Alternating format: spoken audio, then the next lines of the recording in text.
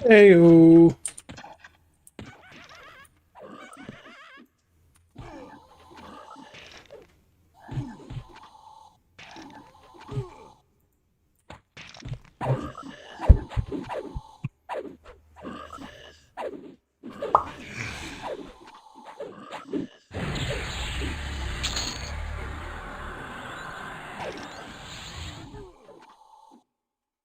Gonna be working on the Berserker today. Shadow Knight, Monk, Berserker.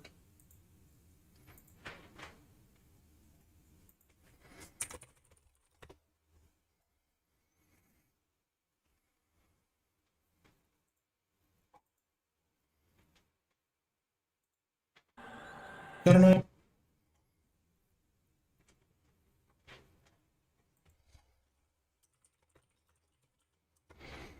All right. What's going on, Jace? So we got a full group of 4 here. I see Bonehowl, I see Petronella, but I do not see Crozer.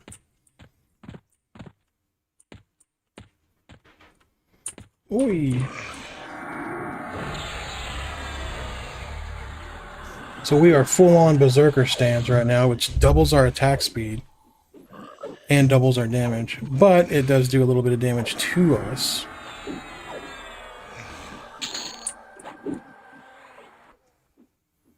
You can flurry dual wielding. I am not doing that because I finally got my Kildorn the Blood Drinker. So I'm sitting at 53 damage, 43 delay, with a pretty hefty damage bonus right now. So this is what I am flurrying with at the moment. But yes, you can flurry dual wielding. And it's pretty strong, like it's pretty beefy.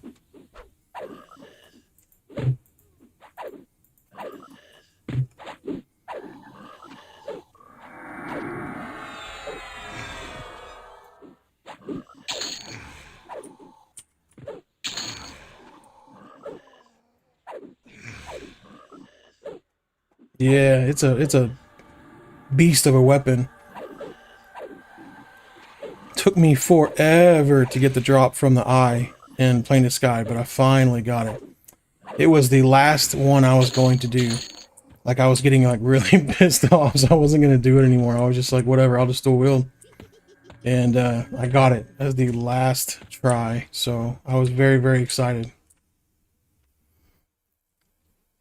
So if you are wanting it, it is a Dulcet Nectar, Bloodstained Hilt, Blood Sky Ruby from Eye of Ashan, and then the Afriti War Axe, and that's just off one of the nobles, or the Djinn up in Sky as well. I spent hours upon hours in Sky though, so some people would probably say not worth it. I would say very worth it because I got it. But if I hadn't got it, I would have been like, man, this sucks.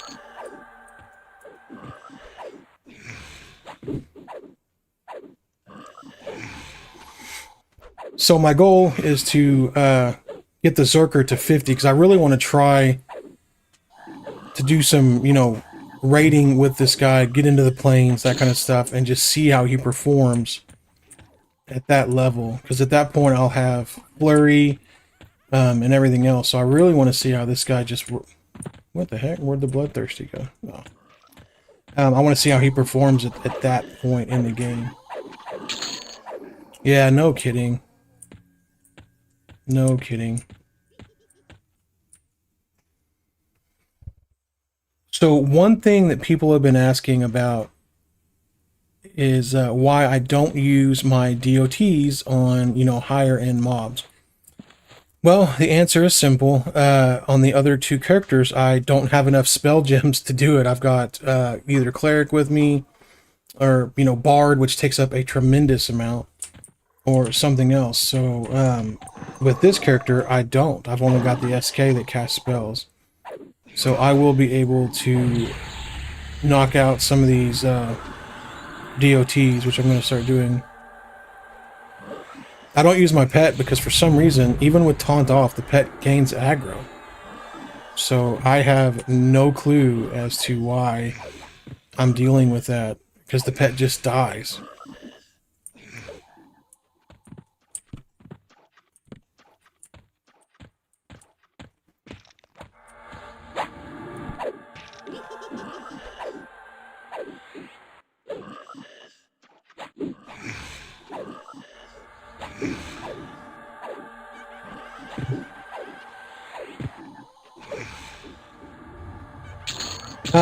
It looks like this group wants me to pull. I was rooted by the frenzy, but yeah, I could take multiples over here. Let's see. I got a ring.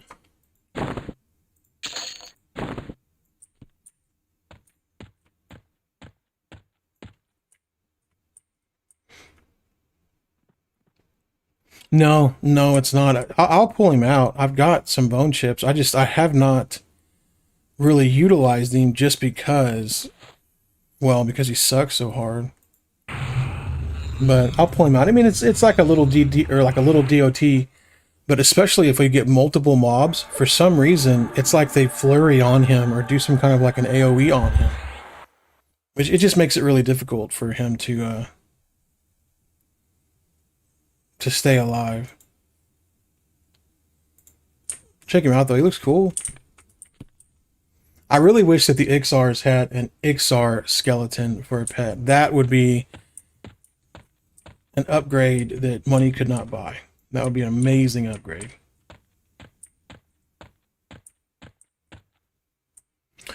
So I feel like that's up for interpretation, to be honest with you. I think the pets are fine if you're comparing them to normal pets. I just don't think that they were scaled properly for the amount of upgrades that the players get. Like, so whenever you get +1, +2, +3, whatever on your weapons, you get dramatically better. Like for example, this thing right here is now 5343.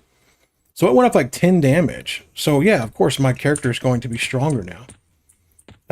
But what they didn't take into account, or maybe they did and they were just doing this, like I said, it's a beta, so maybe they're doing this as a test, is how to scale the pets for the upgraded, player strength. So I think it's going to be one of those things that it probably gets fixed or patched in before the game goes live.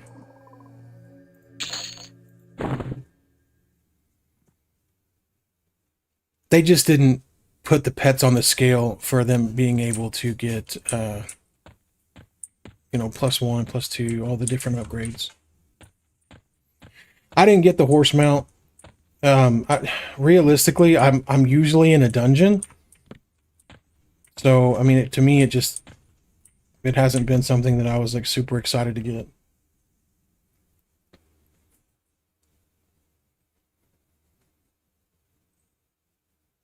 And honestly, with the fact that you regenerate while standing up anyways, like I think that the benefit of the mounts, other than just straight speed, is kind of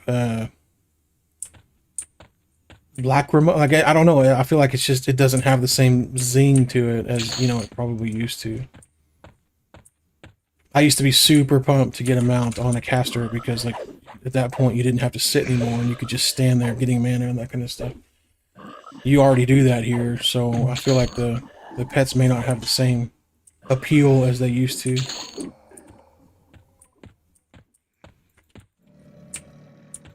Or not pets, the mounts, I'm sorry.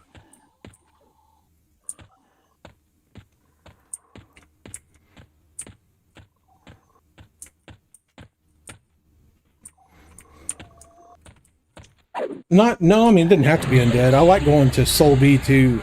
The undead, though, whenever I've got a cleric in the mix, is a no-brainer. My cleric does basically whiz nukes with very low mana outtake, so it's awesome.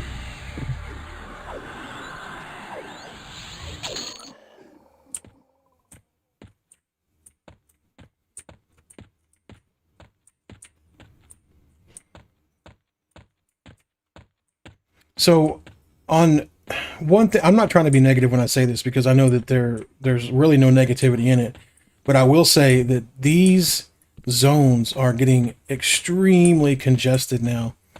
The people with the new keys, you know, they're leveling up. They're getting into the higher zones. They're getting into the areas like Solby, Lower Guck, Upper Guck, things like that. So now you're starting to see empty zones. With the power that your classes have now, you can take out entire areas of like Lower Guck by yourself. So whenever you've got 12 people, let's see how many are in here right now. Yeah, when you've got, I'm sorry, 16 people in Lower Guck now, without them being instanced in any way yet, you've got tremendous player congestion. Like, it's just very difficult to even find mobs to kill. And with the new system to where you can't attack anything that is aggroed someone else, which was put in to alleviate, you know, kill stealing and things like that. Someone that is very powerful can run through and get aggro on like 20 of the mobs at once, and then pull them all to their group. Which, in theory, I mean, obviously they pulled the mob, so I guess it's theirs, but it really puts a hinder on the rest of the people in the zone trying to level. So,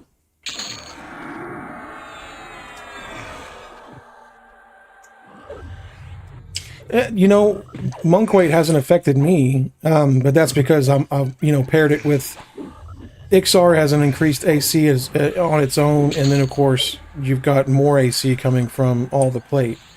So yeah, it hasn't bothered me. Monk gear is so low AC to begin with that it typically, you know, you need the AC bonus to even make it relevant. You don't really need that with SK stuff.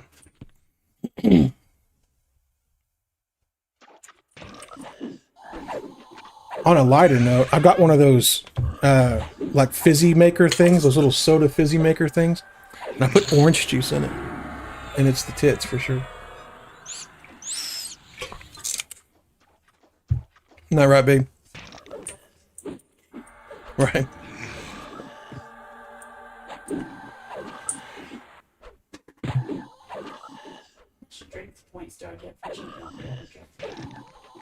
And okay, so are you seeing my pet's HP go down here? Like, I'm sitting here, I'm okay, you know what? Maybe it's just getting riposte. Maybe that's what it is. And because it's level 19 and sucks so hard, it's just dying. So maybe I need to do some mob positioning on the stuff so my pet doesn't get hit. I bet that's what it is.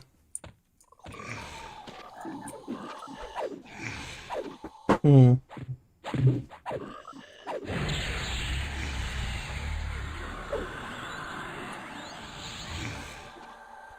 Yeah, orange juice, right? Like, pretty good stuff. I was telling my wife, it's kind of like a mimosa without the champagne, because neither of us drink, so it was like, it kind of gives you that like, fizzy orange juice. Feel like you're in first class on a plane or something.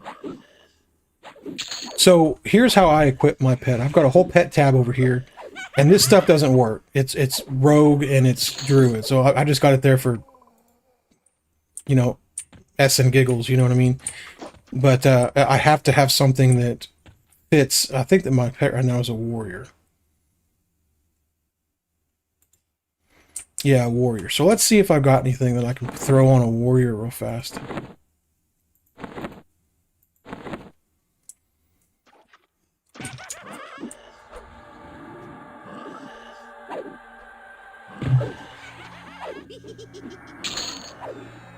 Okay, so I'm going to throw this on a warrior.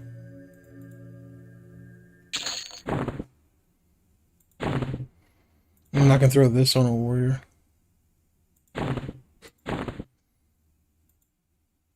So let's hail.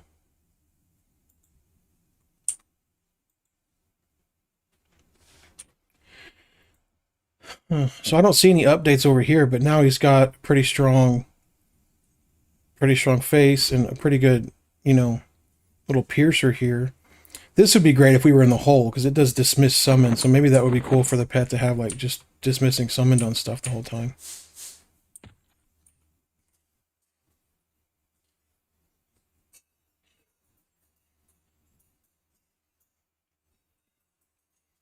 Yeah, Andrew's not wrong. The monk is a phenomenal tank. Now, pairing the monk with something that wears plate and has more defensive, like, what are they called? Combat abilities, things like that, is going to make monk even better. So it's a phenomenal thing to mix in with monk.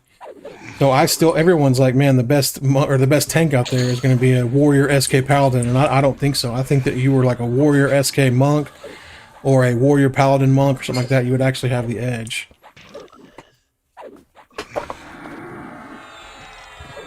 Yeah, I didn't think about it. If I get an actual FBSS off this guy, like at this camp, I can chunk it onto my pet. And I got another light burlap sack.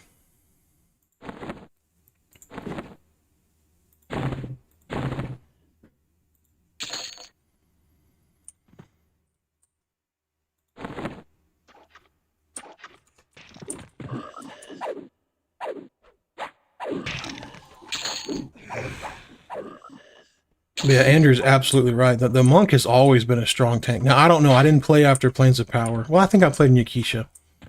But I didn't play after that on live. Other than like some TLPs maybe. But even then, I didn't get... Is that our guy? No, not our guy. I didn't get, that far. So I'm not 100% sure how monk fares later on. But yeah, monk paired with the other two are phenomenal. Oh yeah, I can tank just fine. Now, I think that... I think that if I went into some of the higher end zones and started, like if I was going into, like to fight Draco Lich or something, I think I'd have issues because I don't have the amount of sustain that I would with like a cleric with me or something. But as far as damage goes, my guy absolutely pumps damage.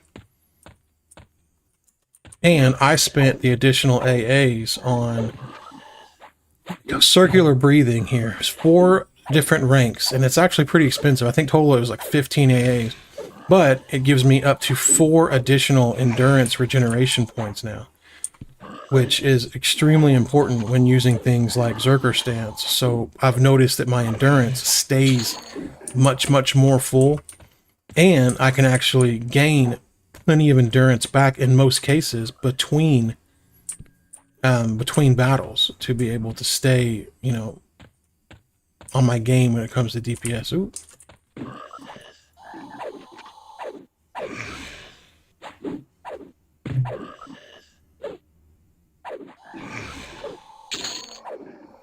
Oh yeah, Monk and Rogue have always had their own little special taunt called shitloads of damage.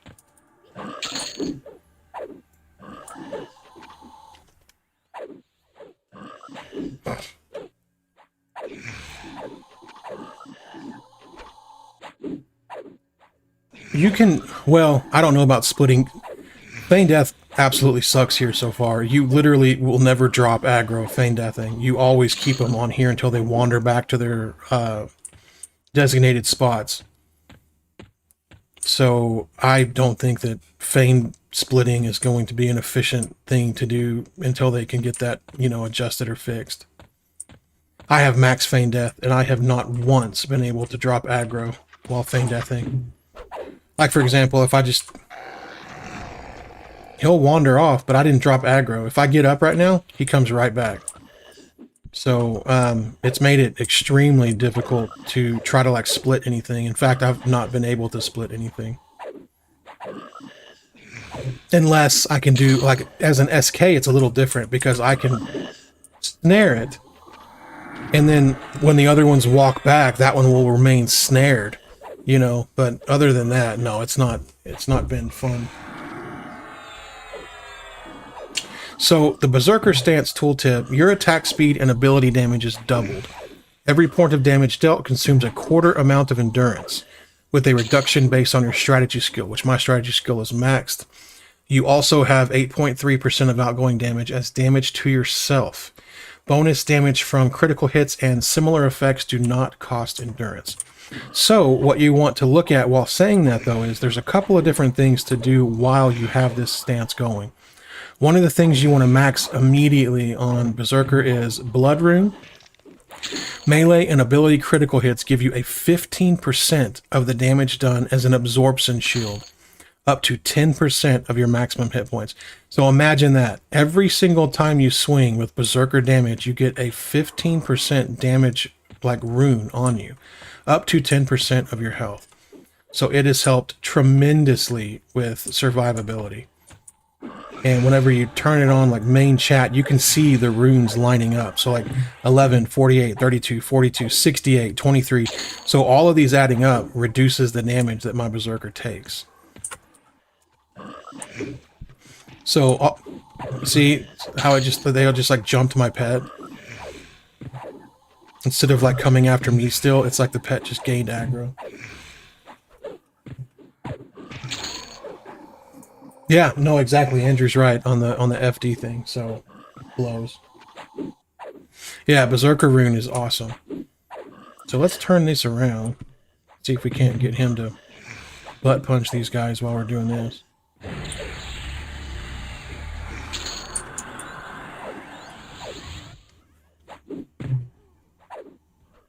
I've got a crazy cleric weapon in the bank that does like a 600 point undead proc. So I'm actually curious if I played my character with the cleric in it, giving that to my, crappy pet, if that would just make my pet less crappy, doing a proc for that. See how almost every room has someone in it. There's the congestion is real. Faux show.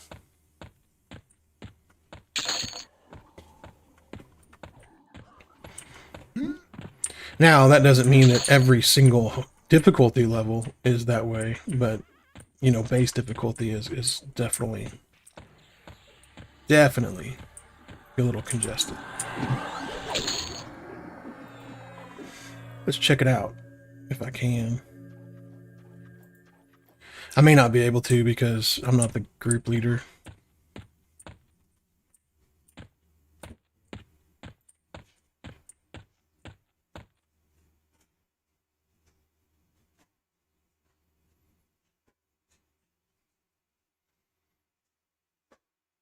I'm in rating difficulty 0, and that's a really good question about the pet level, because my pet level is 19. SK pets, they just suck. So, I mean, it is what it is. They're really never good. Now, the levels do go up tremendously once you, get to a certain point.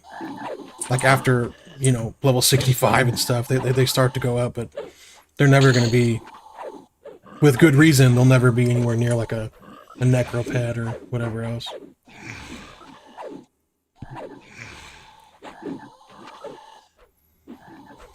I still think that we should riot until we get Ixar skeletons, if you're an Ixar.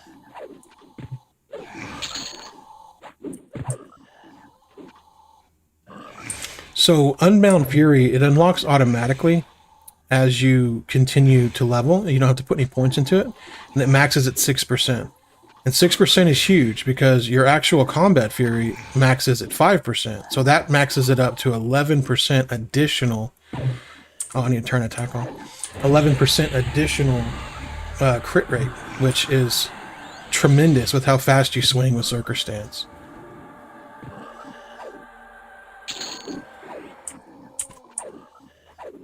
Yes, you know what? I may ask that in a second. Let's...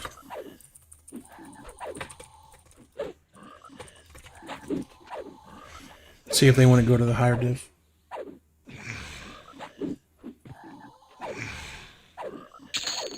High-end rating guild. Until WoW. At what point did WoW come out expansion-wise? Were you, like, doing that?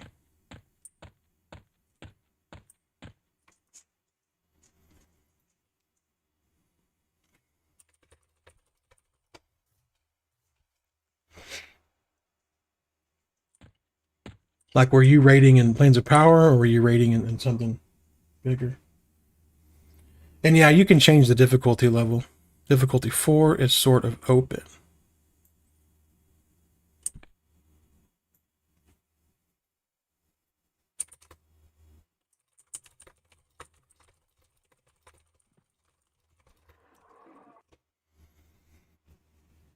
He said difficulty 4 is open. That's gonna make things spicy, but that would be good.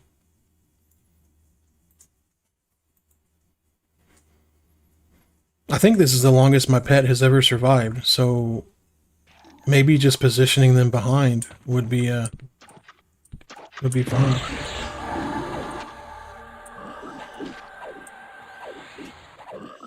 Hey, baby.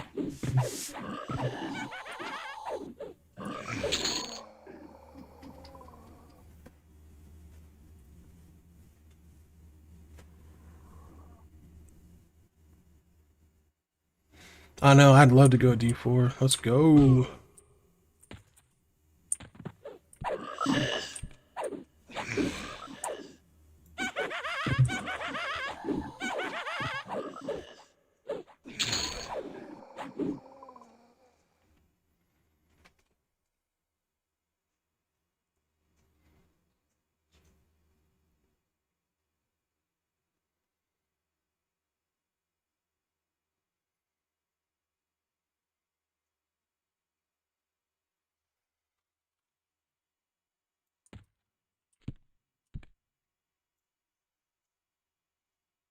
All right, we are going into D4.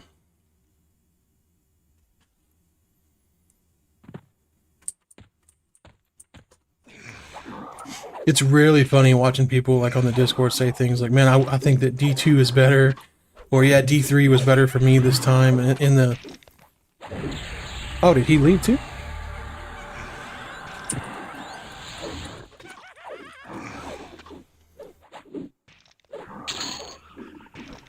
Any was great. I didn't have any issues with any at all.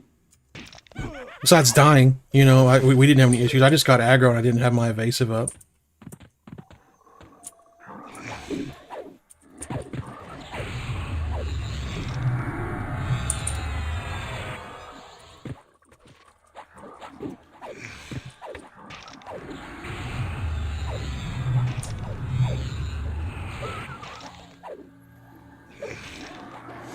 So you can see now the difficulty level difference just in these green level mobs in the very beginning.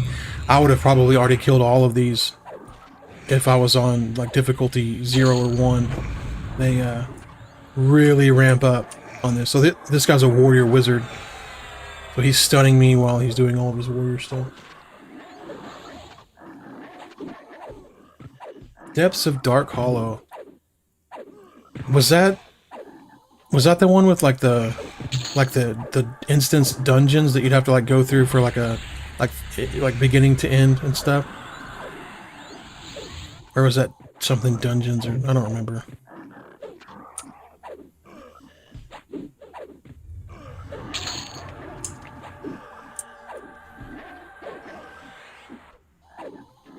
WoW rating is awesome. I love WoW rating. We actually just downloaded and finished getting everything set up for Nostrum WoW, and we're going to be, you know, me and the Whiff are going to be playing that.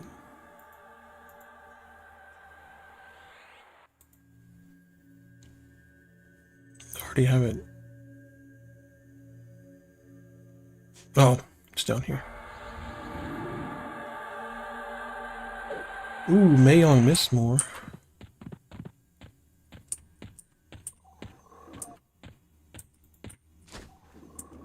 Castle Mistmore it's always one of my favorite zones.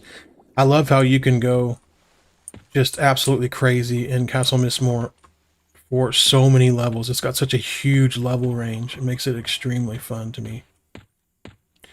Alright, so let's go ahead and feign here because I got ridiculous aggro. Wait, am I getting... Wait, what?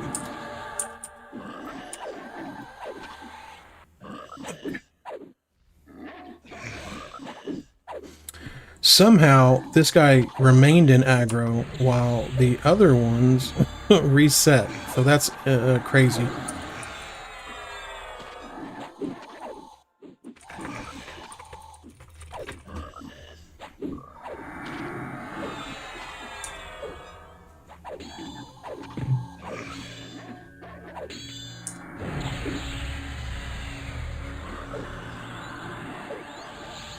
So, Feign Death right now is very, very strange. And I've heard of the server tick thing, but Feign Death is very strange right now because it doesn't work traditional to where you can actually get the chance to lose full aggro. Everything has to physically reset in order for the aggro to go away.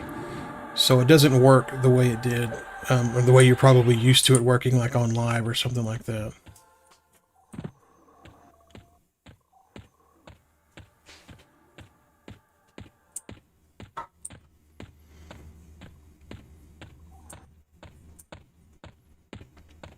Geez, there's a lot of stuff up over here.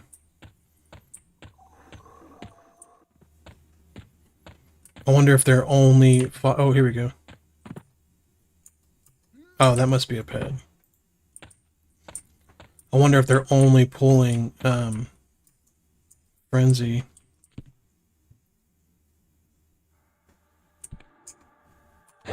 Not me, let's go.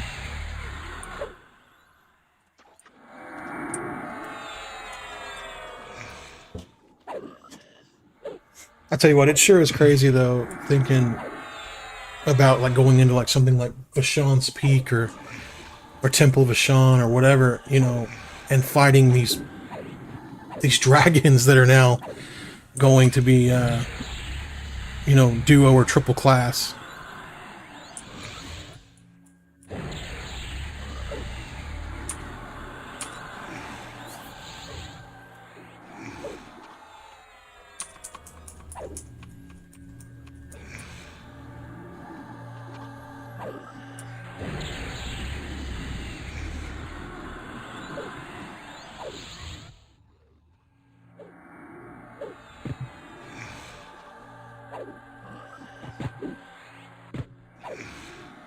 Yeah, I actually pull better on my cleric with pacify than I can on my monk, which I don't. Yeah, I'm with you. I don't think that's how it should be.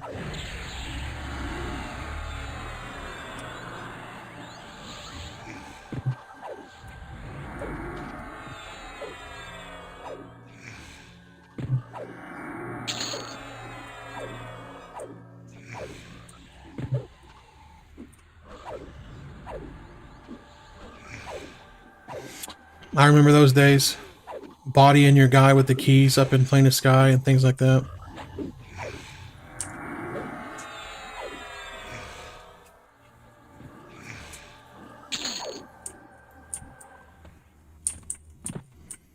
I also remember being a turd on my first rogue, though, because you could actually steal other people's gear whenever you were doing corpse runs.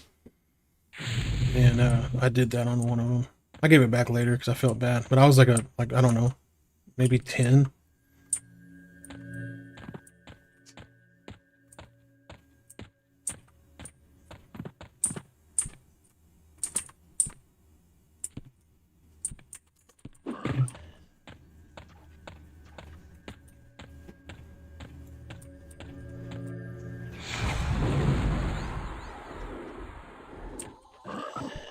See, these higher end mobs like the Dargles and things like that, whenever they mix together with like warrior and cleric, they're bad. Oh yeah, my brother would go into low end zones like Crushbone and Castle Mistmore, things like that, and he was an enchanter. He would charm some regular mob, sometimes Crushbone himself, and he would just park it fully buffed, hasted, everything else with like 2 weapons on it that did proc damage and stuff. And he would just leave it there, and then he'd invis himself, and then go watch them just wreck regular players. And back then, if you gave a mob a weapon, though, like, it would drop in its loot table. I don't know if it does that anymore, but it was actually not too bad, because the players that were able to beat it, I mean, they got some in-game weapons and things like that. Pickpocketing the sand giants, though, is just diabolical.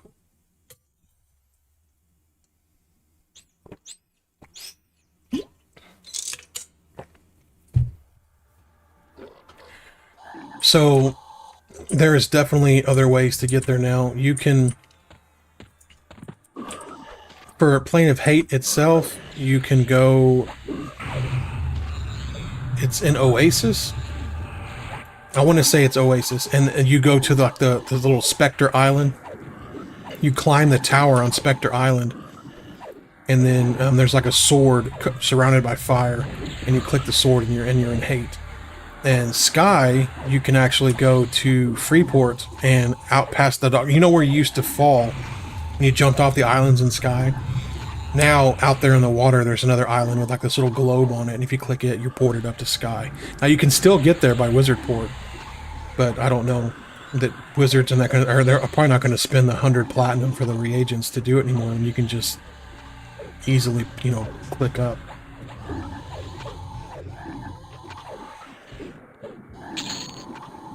Okay, that's competitive guild. That's amazing.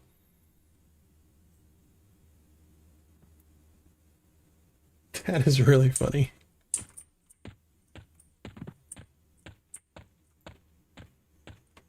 All right, let's see. What did I get? What did I get? A ring. Hey, look at that. Mote of major potential. Which one is that? Up to 5. Okay, so this is what I love seeing. So now this is 4. I think I can do... I think we're going to see me be able to get it to 5, guys. So it's 53.43. Yep. Now it's 54.43.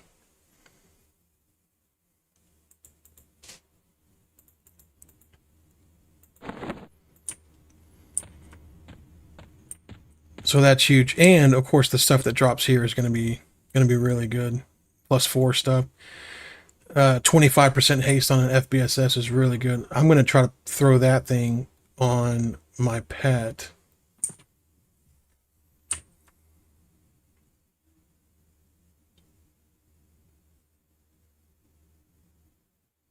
You may still be able to do that if you've got a magician in the group. Or, of course, one of those items that does proc that. I don't have one of those. Or magician.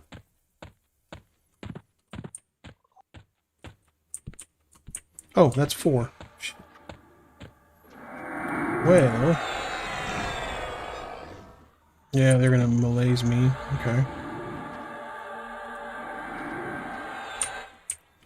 Don't... quit rooting me.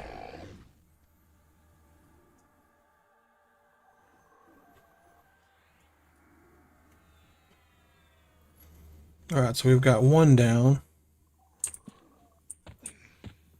Now we've only got 3. Should be okay. I know that they're wanting just to do the frenzy or whatever, but like I gotta get some EXP, boys.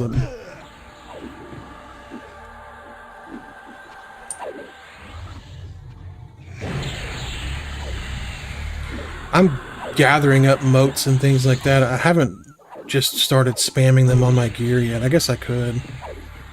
Just to get my regular stuff up more, but I just haven't done it. Probably need to. Probably need to.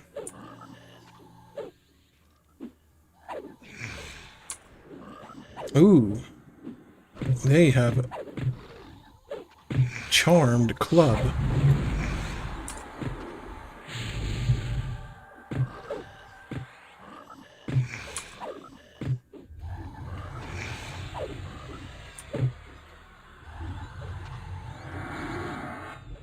Ooh, charmed me.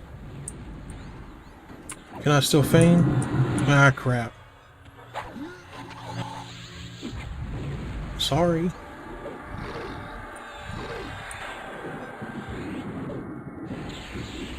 Well, that is no good. Oh boy. Yeah, me and Club both are just beating on Bonehowler right now. That is not good. You can make an exaltation out of the FBSS. You can take the haste out of it and add it to something else. You can do the same thing with like a mithril two-hander or something like that. I will talk about armor in just a second. Let me see if we can't... Wow, I'm getting like a full duration charm here. This is the absolute worst. So we are going to go directly for whatever is The Bard. Okay, we'll go directly for the Bard here. Wow, that was a full duration Bard charm, not just regular charm. Oh no, you're not doing that. No, no, no. Harm touch. Fuck. Don't do that. No!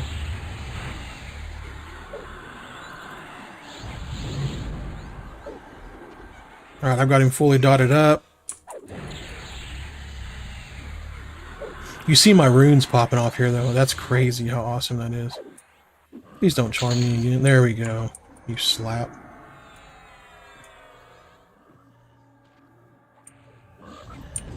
Bloodthirsty, let's get you down too.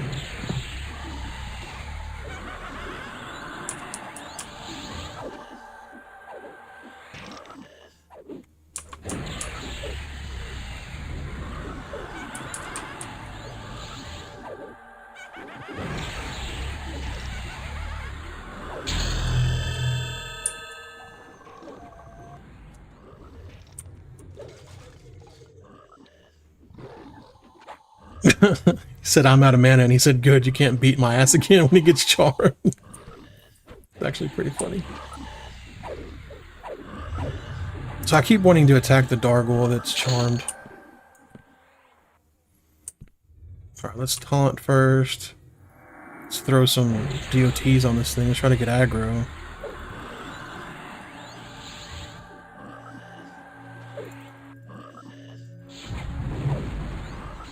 There we go. Oh, thank you. Thank you, thank you.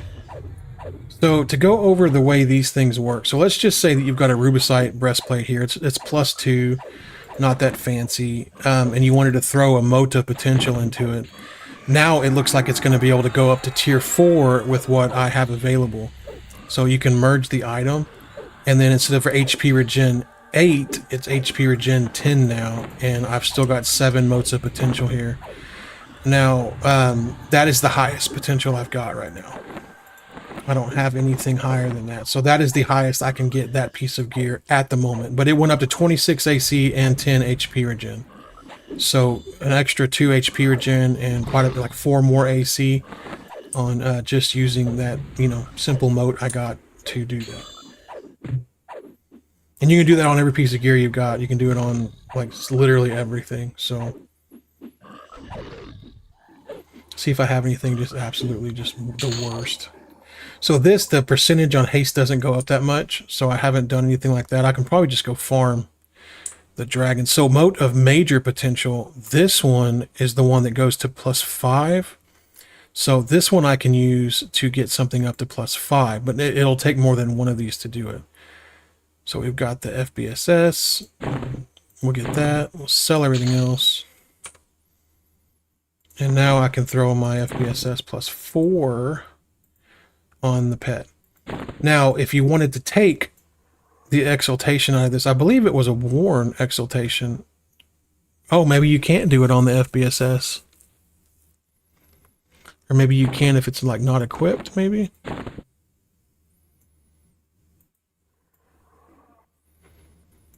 So I thought it was worn exaltation, but it may not be on this one. I thought you could take that away. So I guess because it's not an actual, like, addition, it's just part of it.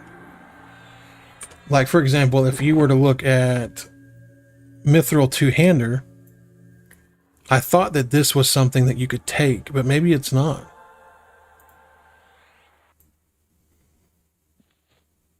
I took the exaltation off of the Earthshaker and placed it on something else. But I guess I can't do that with the FBSS. So, the more you know.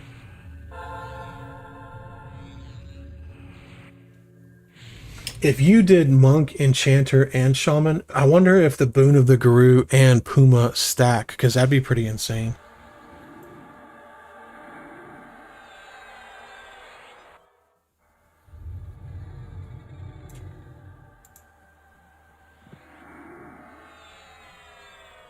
Alright, so now we've got... We'll pop the pet back out. And we've got another DOT, boys! Poison, Blood of Pain.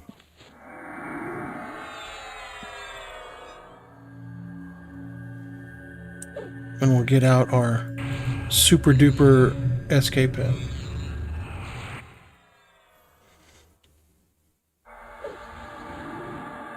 No, I had tuned my Earth Shaker, and I still was able to do that, so... So there's a real enchanter.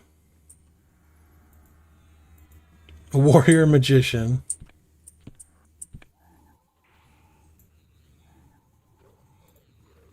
Let's see.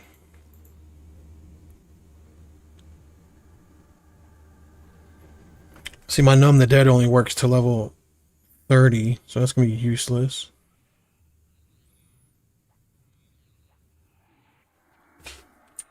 Shit. Well, that went great. Wonderful.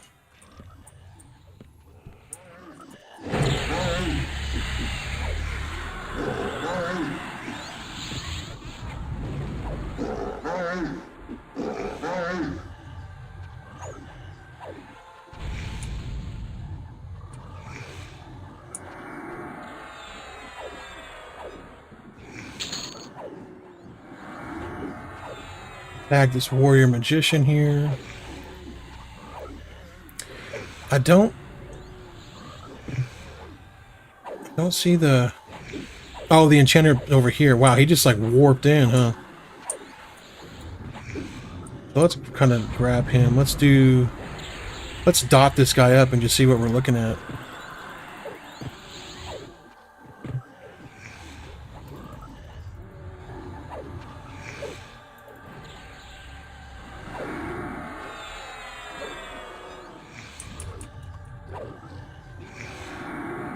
Ooh, man, this magician is smacking hard. His spells are crazy. Oh my gosh, yeah, hitting really hard.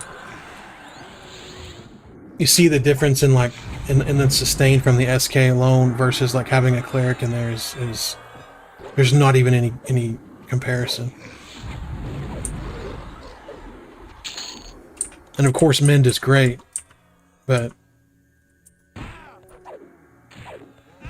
every minute and a half it isn't enough. Let's see, what else did I miss over here? What are you? Of course. Dude, quit rooting me. So they've got Ghoul Root already. Now they're rooting me on top of it.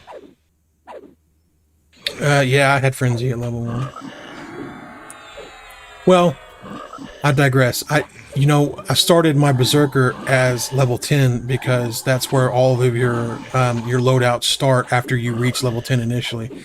So it may not be level 1, but I did have it at level 10. So I can tell you level 10 for sure, but I don't know if it's earlier than that for, other stuff.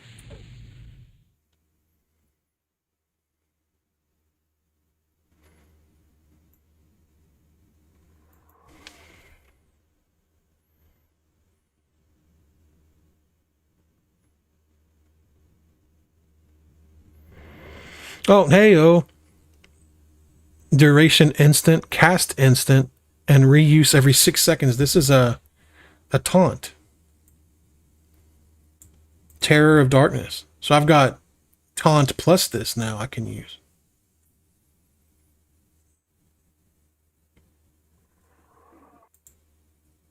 Okay.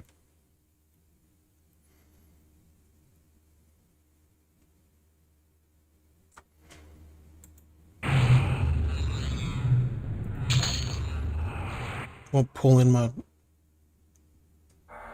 Oh boy. Things just got 10 times easier. Good old Genantic.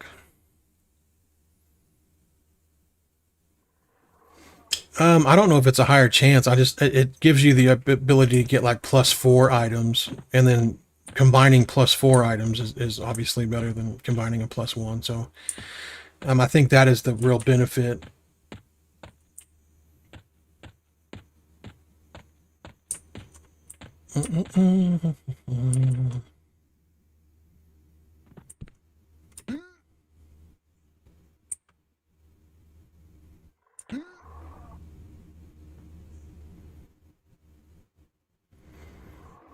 Did anybody else ever do this? Like you try to find like the highest part wherever you are and then like carefully jump, like do some platforming up to it? Trying to get on that special roof or whatever, you know, in town or whatever you're gonna do.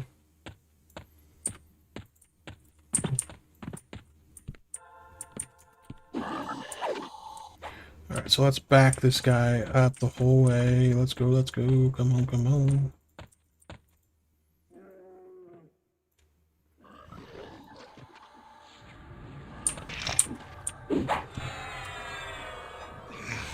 So, warrior druid.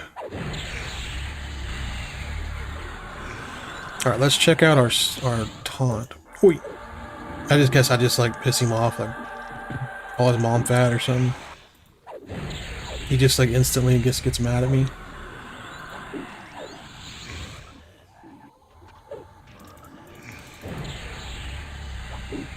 So we're checking out these DOTs. Everybody was asking me why I don't DOT, and on the other loadouts I just don't have the spell gems for it.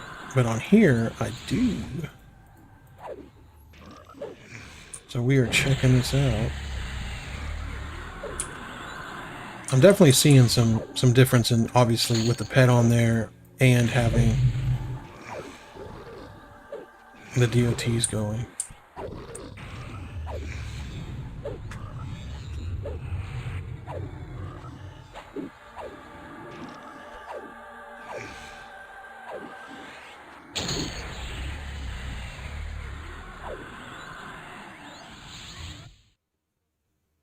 Oh, yeah, you're going to be able to have crazy group set. I think that's why they only limited it to 4 people instead of 6.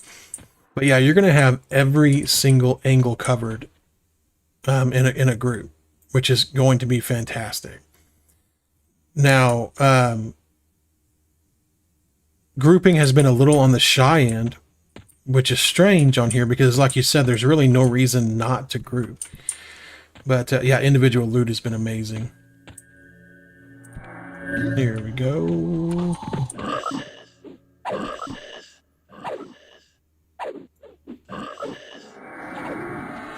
Alright, he's got aggro. Let's get aggro. Oh, it didn't work. Well, I guess taunt plus this might... Oh, and I can do it every 6 seconds. So yeah, that's probably going to get me plenty of aggro.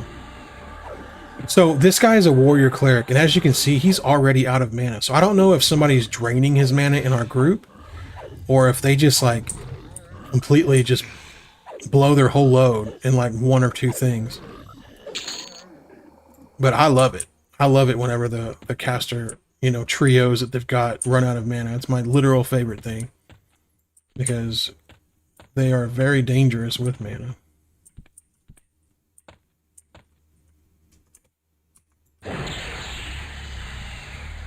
Ooh, a warrior rogue. So I should turn my back to it.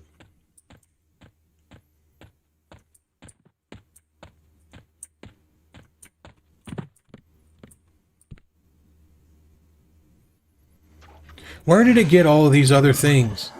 Where did these other things come from?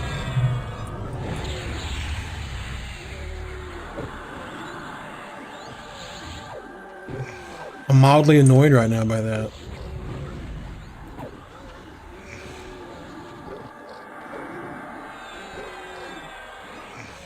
Yeah, you would think so. You would think they would be grouping more, but that has just not been my experience. Now, maybe someone else has had a different experience with it, but I personally have not. I think that when you go to like a certain camp, like this camp right here, if you rolled up, I don't think that someone's going to be like, hey, no, I don't mind you. You can't join me, nerd. Like, I think that they're going to let you join because they're just going to be camping a frenzy. But as far as like just going through and getting EXP, dude, most people pretend that you're taking their time with their EXP away, even though you're going to be killing twice as fast, sharing loot, sharing platinum, sharing everything. So I have just noticed. Now, granted, it is a beta, so I am hoping that once everything is settled up on live, that there'll be more grouping and stuff. Because you're right, there is just literally zero reason not to.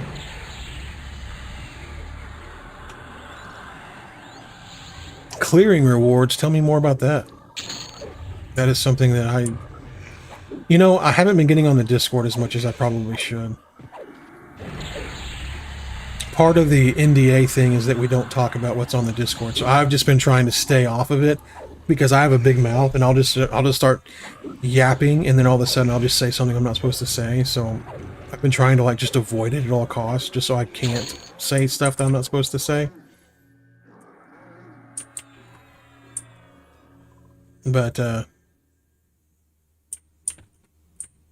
But yeah, well, there's that. Yeah, I just said everything I wanted to say.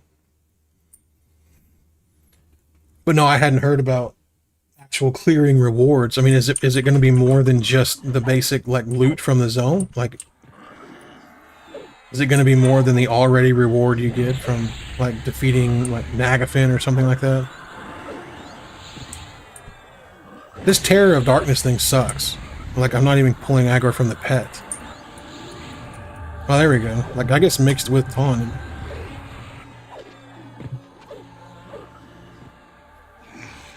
Does it cost mana? Oh god, it costs mana. Well, only 20, but still. It costs mana and blows. That's not a good combination.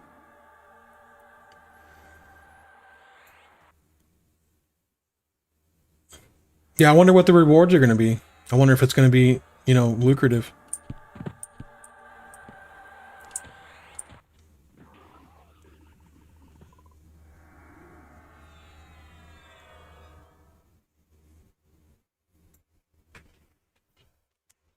Yes, the normal haste on a no plus is like 18%, or maybe it's 21%.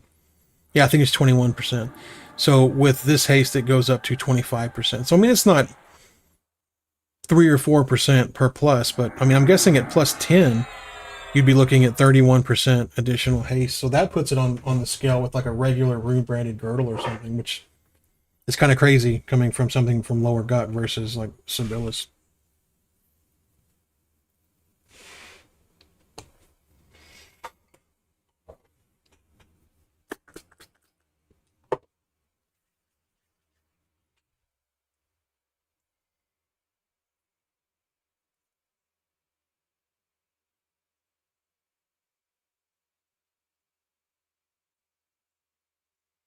That's what I'd like to picture. If that's the case, I want some dragon loot, you know, like a big old chest full of just extra stuff.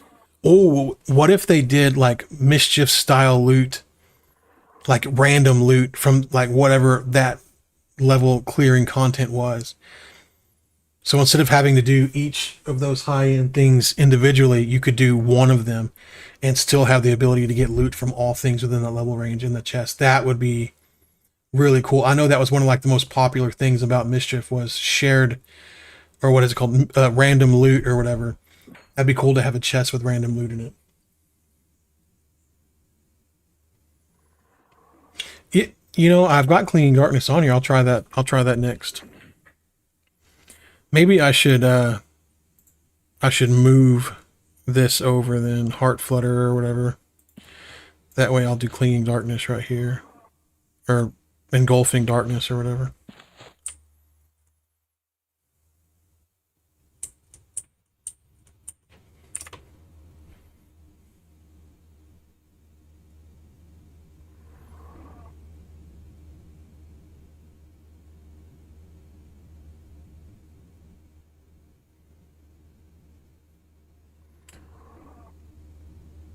Okay, so what third mystery leveling item path are you talking about, Mike? I don't.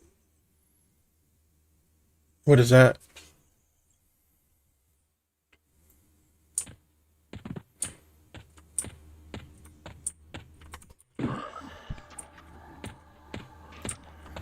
No! Come back, pet.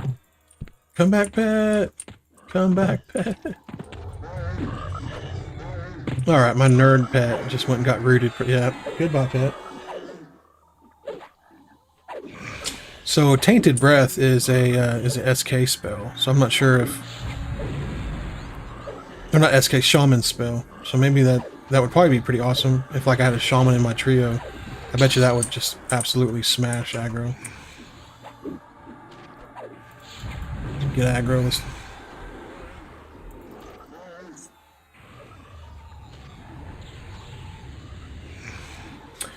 I wonder what the third... Okay, so all I know about right now is the combining of items, and then of course the moats. So, yeah, I wonder why they would make a third. Like, I really don't think they need a third path. Like, I think that seems like a really good way to do it. Now, granted, they may like bring in a quest or something, or you know, the guy that was talking about the chests at the end. That would be a good way to increase, but that might just be like an extra way to get moats or something. Or maybe like, okay, so as a quest reward, you get to pick one item that gets like just one extra level on it at the end of whatever. Ah, no, no, no, no. I would be upset if it was a money thing. I'm not gonna lie, I would be upset if you could just pay to have your items increase. I don't think they're gonna do that. They've been pretty staunch on the fact that they are not going to allow any pay-to-win, you know, features. So I'm really hoping that they stick to that.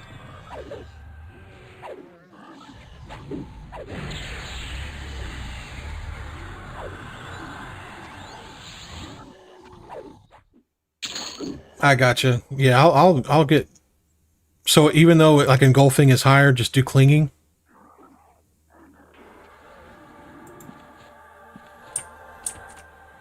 I'll spam that then. Yeah, I've got it set to 3 now, so I'll spam that.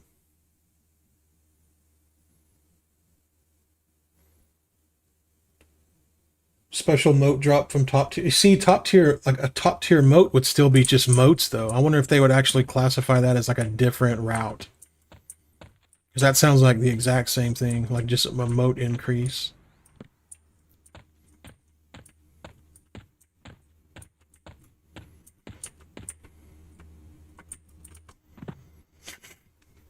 Hmm. Oh, okay. So it probably doesn't change much, and I can cast it more and faster. Got it, got it, got it. That makes sense.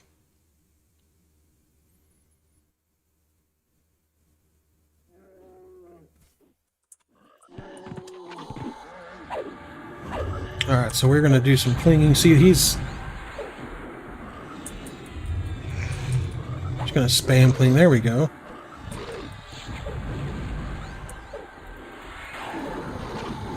This Terror of Darkness is insta-cast, so it's kind of like...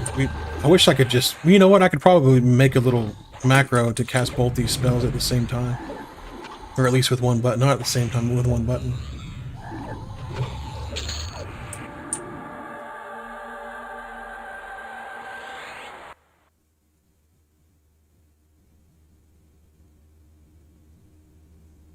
So I don't know what they're planning. I have caught some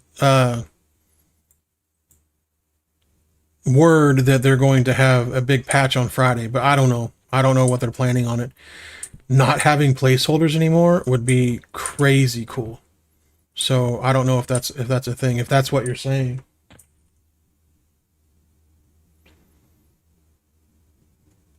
Yeah, you know, a guy in our guild was just literally crafting up fine plate or something like that, and was crafting a ton of it, and was just combining it, making great fine plate. So I guess that could be an option as well for, you know, starting out. If you had a crafter. Now, crafting is expensive. But I mean, if you were bees knees to have a crafter, that would be the way to do it. Did I just get a whole bunch of aggro? Did I? Feel like I didn't, but then I feel like I did.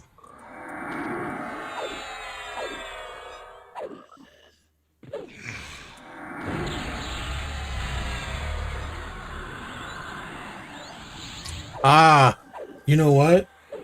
Danny, that is a genius suggestion. I bet you that because THJ had that. I am willing to bet that that would be a route that if there's going to be a route that they go, then that would be the route that they probably go. Because THJ had that as an option to like put it in a specific item, you know, a slot, and then it would gain EXP as you leveled. So yeah, that would definitely be cool.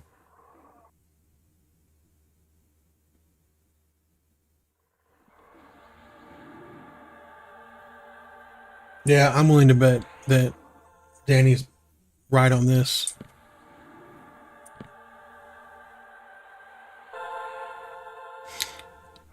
I have not been to Befallen. I need to go over there and just check out these loot drops. Now, granted, the loot drops obviously are geared towards like under level 20, but they're way better than anything you're going to get in like Black Burrow or Crush Bone or anything like that, or Unrest. So I did not have that information leveling up. And of course now I'm not going to get any upgrades off of that, which sucks because like I think that would have been a huge benefit.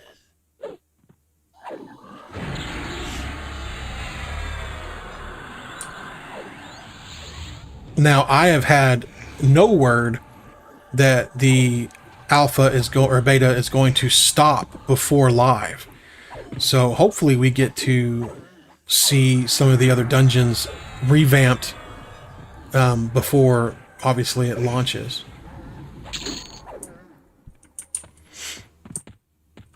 But I don't think it would be bad to have them revamped as the game launches. I think that's something that players would probably dig. Oh no, a bard. I will tell you one thing. You don't have genuine fear of mobs anymore whenever you're playing live. Like we've beaten the game to death, so much that the fear factor of certain encounters is just not there, and it's back with these double and triple classes. Like it is absolutely back. Oh, am I like casting my full stuff on him? I'm like snaring him and stuff. Oh, oh, cool. He mezzed me. Good, but yeah, the pulling a regular old Dargul Knight is a whole different encounter. Whenever they can snare you, complete heal, charm you, all the other stuff. So it really does turn some of these smaller encounters into quasi mini bosses, which is kind of crazy.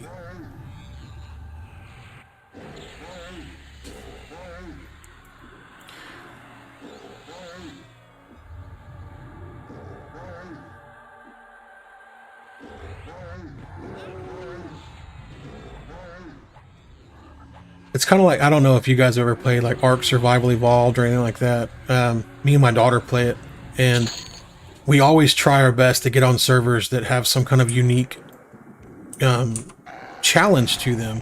Like we're now playing on a map that doesn't offer flying, and it's not because the game isn't difficult. It's just that me and her have both we've tamed the Rexes. We've done all the other stuff. You know, the game literally doesn't pose any huge challenge anymore. We know the routes. We know what to do. The typical route, if you ever played, is just get on, grab a Pterodon the minute you can get a level to get it, and then go. By the time you've done that, you've got a Wyvern egg, and then it's like the game's over. You know. And so we have tried to find unique ways through mods to keep the game challenging and, you know, keep us dying basically. So, and I think that's what EQ Legends has done in a phenomenal way, is taken a, you know, 28-year-old game and thrown such a twist on it with difficulty that we're now going to find that there are certain scenarios that you just can't. We went into Plane of Sky yesterday, and we beat difficulty 0i, we beat difficulty 1i, we beat difficulty 2i, and then we had a couple guys leave, and we were like, you know what, you know, F it, we're going to go try difficulty 3. We got up there, and we saw that it was a warrior necro bard, and everyone in the group at the same time, like, it's like we all texted in, shoot, you know, like we're not going to, any other class combination, or, you know, if it was like a warrior, ranger, rogue or something, we may have been better, because that's more of a tank and spank kind of thing. But we tried it. We got, how do I say it, judiciously disrespected. And then we all jumped off the island, and, you know, we never came back. So it adds a whole level of twist to these things. Like, you're going to roll into Vashon's Peak knowing exactly how to beat Vashon's Peak, and you're going to have to completely redo your tactics every single time you go based on the random classes that these dragons get.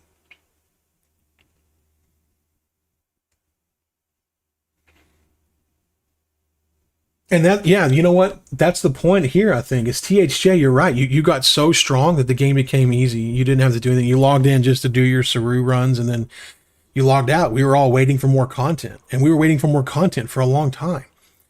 And the only thing people really did to stay within some form of difficulty, which still wasn't, was solo self-found.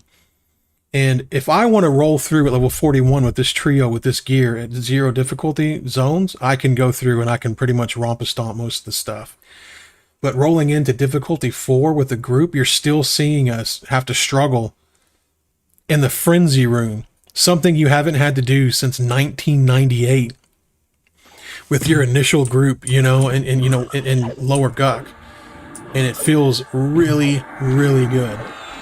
Even with these uber powerful classes, with these crazy amounts of weapons and AAs and everything else, we're still struggling if you pull, you know, maybe 2 more than you're supposed to. There are a lot of stuff that we've seen me just do in the last 10 minutes that if I'd have pulled 1 or 2 more mobs, we wouldn't have made it. So it keeps you on your toes for sure. Okay, Mike, yes. Yeah, you actually just read my mind, so yeah, exactly. Very much so. Oh, so we got a warrior ranger and a rogue wizard. Okay, we can probably handle it. Not that it would... Why did I just get instantly snared? Like, there was 0 cast time to that. I got instantly snared. I wonder if ranger has, like, an instant snare.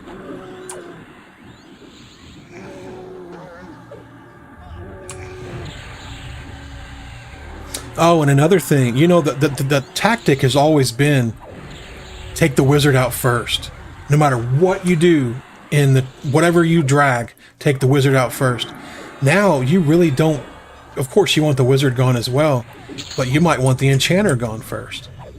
And there's not that many enchanter mobs out there, but I tell you what, you're going to run into a lot of warrior enchanter mixes in the higher difficulties. And there's not that many necro mobs out there. You'll run into a lot of necro mobs. And I tell you what, unless you're fearless, you're going to be all over that zone.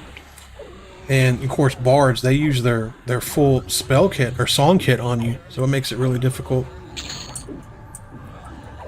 So yeah, I mean, you've just got a whole different way that you have to approach even the most simplest things on the higher difficulties. And I think that it's just going to get more and more challenging the more and more you get into the higher expansions. Like, I can't even imagine going into, like, let's say King Tormax's room with difficulty 4 and them all being tri-classes and things like that. Like, I have no idea what the tactic would be. And you're not going to be able to choose the same gear loadout every single time, because your group may need one thing that you just don't have. So you may have to just roll back home, you know, to your hometown, change out your loadout and come back just based on what the stuff in the Tormax room is set up as.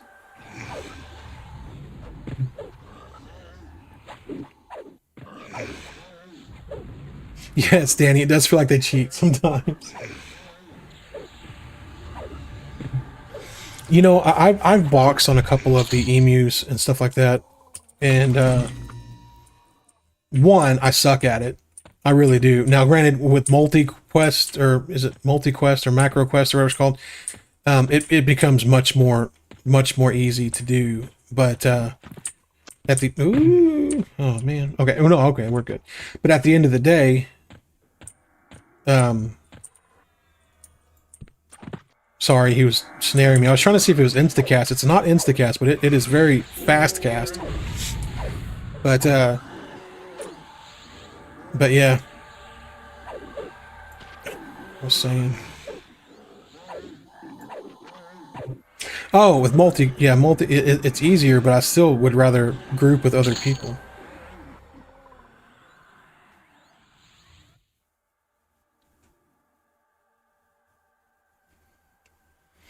I don't know. I have no idea. I know that Cleric gets some phenomenal stuns. I really enjoy Paladin stuns, but Paladin stuns drag in so much aggro that, I mean, well, I guess as a Paladin you'd want the aggro, so yeah, I don't really know. So this is a Warrior Monk, and I want you to see the difference in its actual damage mitigation. Now, granted, this is only a Zol Knight. The Dar Knights, though, oh my gosh, the Dar Knights are crazy when it's mixed with a monk. So I definitely think that there is some serious defense bonuses, obviously, to the monk class.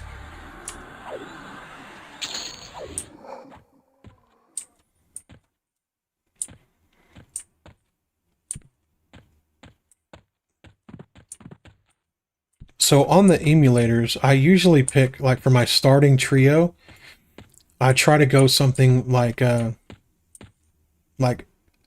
SK Monk Shaman. That's usually like something that's like really kind of a brain dead trio to go with, because you can literally pretty much kill everything. You've got the SK for, you know, self-sustain, the monk sitting there just dishing out all kinds of damage with the ability to feign and split pull, and the shaman brings in all the buffs, and of course brings in the slows. So I feel like that would be a phenomenal trio as well.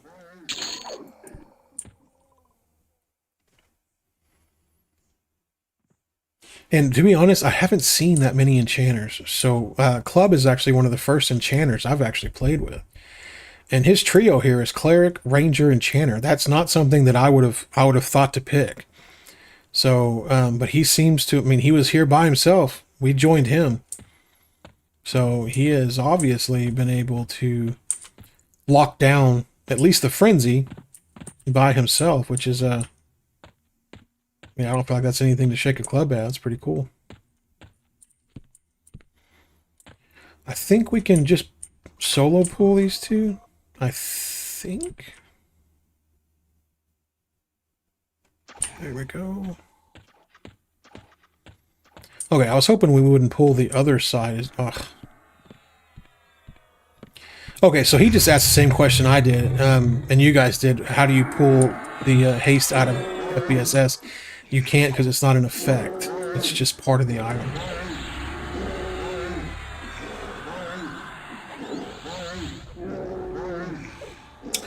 Yes, so I leveled my Bard Monk SK in Sol B at the Afridi area, and I will tell you one thing, I was not having that much trouble other than the fire elemental mobs. And the reason I was having trouble on those mobs was because I was killing myself on their damage shields.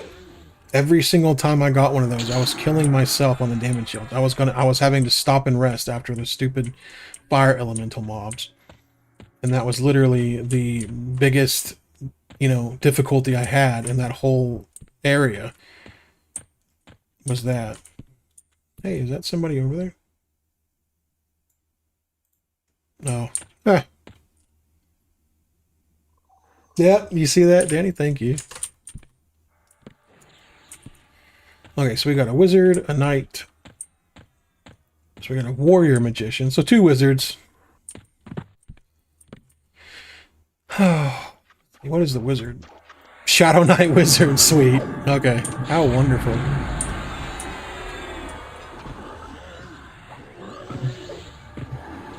I don't know. They haven't released information on the expansions yet. Now, what I will say, though, is that they have the guts to go all the way to a live style game. I mean, they've got everything from Daybreak. So, I mean, I would assume that there wouldn't be any issue keeping up with the expansions. I would hope they go far beyond Velius. I would hope that they go past Plains of Power and into the rest of it. I've never experienced the game past Plains of Power other than maybe a little bit of Yakisha. So I would really like to do that, especially on live. Now, I've had some of the EMU servers where you did like Lost Dungeons of Norrath, that's what it was called. I have had some experience in that, but other than that, I really haven't done a whole lot with live.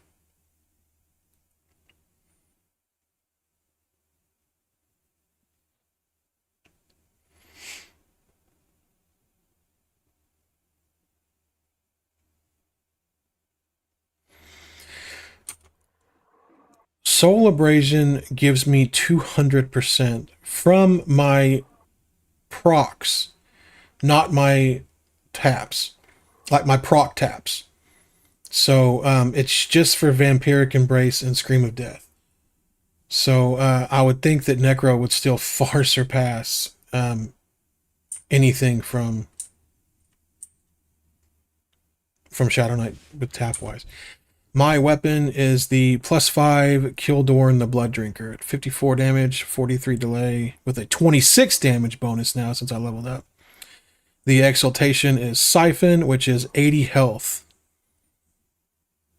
So, and that requires level 50, which is why my Scrub Ace has not been proccing it. But that's okay.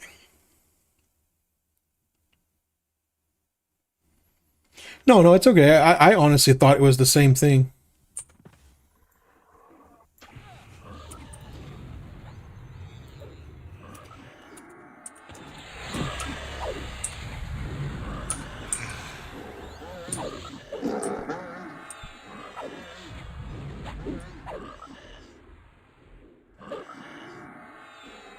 Yeah, no problem.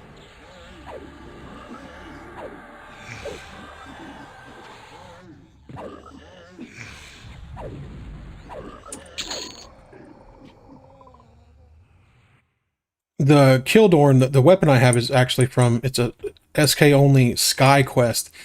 I was working towards the monk fists, you know, that they've got from there. I don't know what they're called.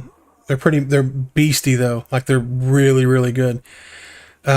The ratio or whatever people, you know, go for, you can literally level it up and you can use, it's like 22 or something just ridiculous. And whenever I saw this thing and I saw someone with it leveled up, I was like, holy crap, that's even better than 1-to-1 ratio. And I wanted to try Berserker anyways. So I may still go for the hand-to-hand items whenever I'm playing, you know, more of a dual wield style setup. But right now with SK and Berserker in here, I figured I'd go two-handed. No, not the epic. It was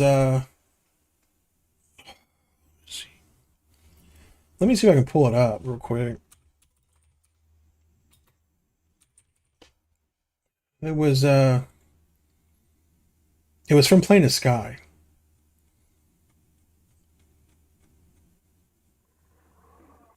So I don't know if you guys can see. Oh yeah, okay. So right here you've got Monk, and it used to be 1627. And honest to God, like that's still really good, but it's not like, oh man, I want that over this awesome two-hander. But Wu's Fist of Mastery is in, so that's like 1622. And with the bonuses that you can get by adding, like, you know, the motes and stuff to this, they can go up to like 22 or 23 22. So it's a crazy fist, and it's not hand-to-hand, it's one-handed blunt, which is really, really nice.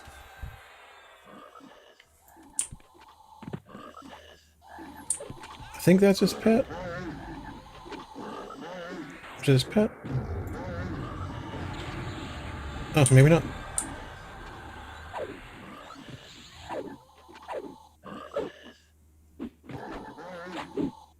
Well, is it his pet or no?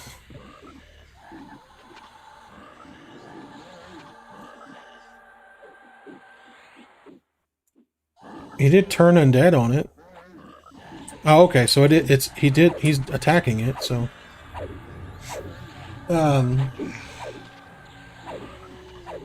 it is on top of what you already have, from what I was explained. Because I asked that the other day in Gen Chat. It is on top of what you already have.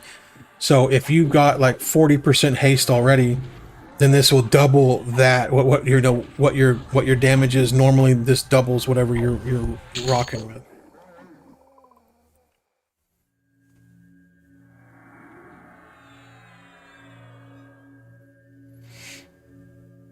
Two-handed blunt screams a whole different level whenever, especially whenever you get into Kunark and you've got like that one two-handed blunt staff from Connor's Castle.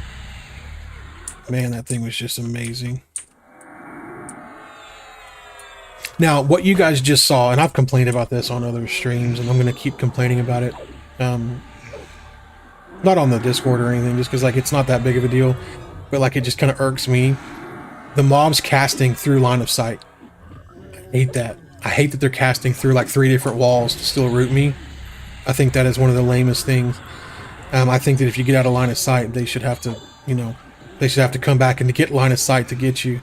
And I think that was one of the things that really made feign death better, you know, before also, is you could go out of line of sight and feign, and they couldn't just interrupt your feign with casting, which I thought was just phenomenal. And on here, you can't do that. They just, no matter how far you go, if you're in a maze and you've gone through, you know, 4 or 5 different walls, they're still going to be able to root you and everything else, which I hate. Yeah. Yeah, it should be 150 at that point. Yep.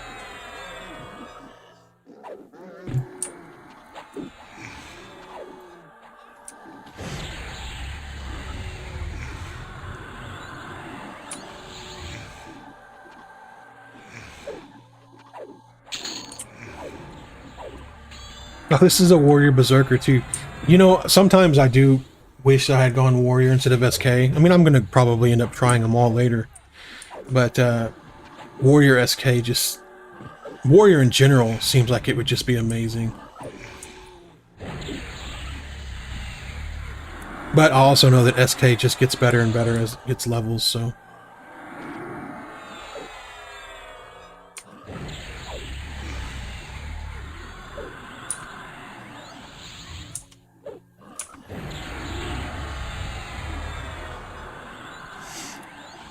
Yeah, I tell you what, I am probably, I don't know, I feel like I'm pretty level-headed when I play games and stuff. I never get upset. The one time I get upset is when some fat ogre is like sitting at the zone in one of these like small little corridor zones, and you like have to like slide in the very left side with a jump just to zone out, especially if you're like you're being chased by something. Just want to throw my whole screen.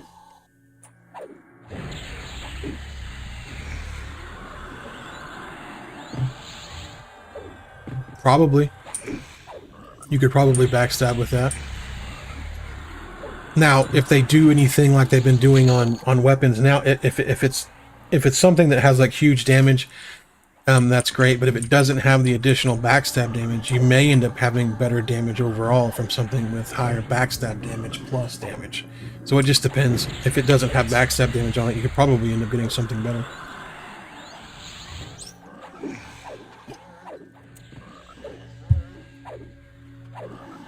Oh yeah, I was just yapping about my experiences with, you know, really fat like classes or races. That was one of the very few races I thought looked better with Blueklin graphics, was like the troll and the ogre, because they were just like really big instead of just being like round.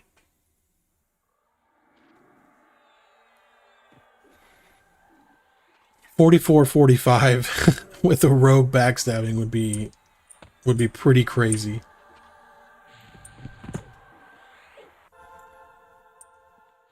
Oh, I was about to have to taunt this. I didn't think he had enough mana to do that. Cool. I feel like rogue is pretty crazy anyways. Like, especially with backstabbing from the front or chaotic stab or whatever it's called.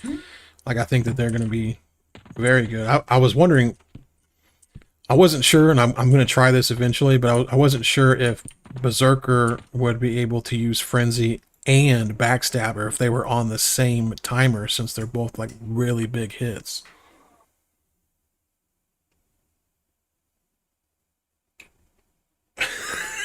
How do you say it? Is it not Luklin? Is it like Lucklin, or what is it? How do you say it?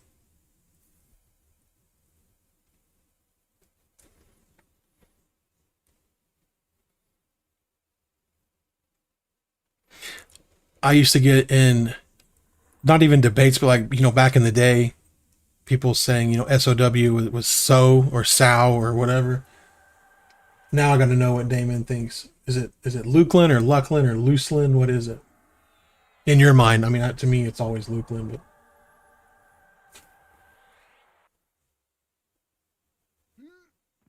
Looselin, Looselin, huh?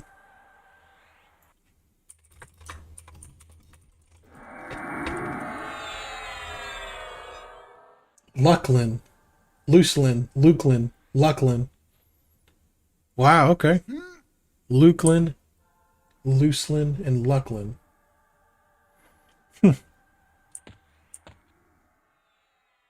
Kitty City expansion. That's pretty much what it. Yep, the cat expansion. Kitty City expansion.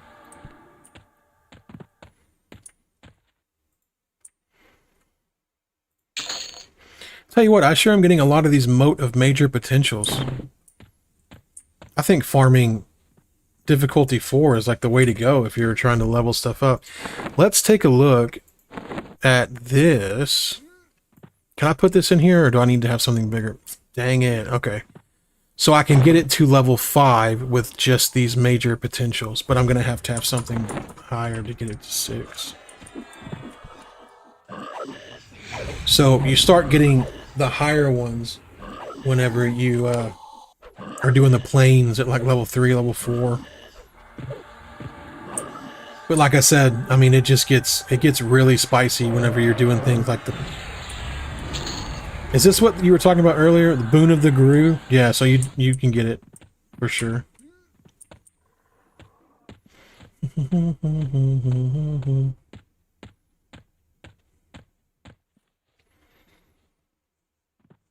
No, you can get into hate from the Tower of in Oasis with all the specters.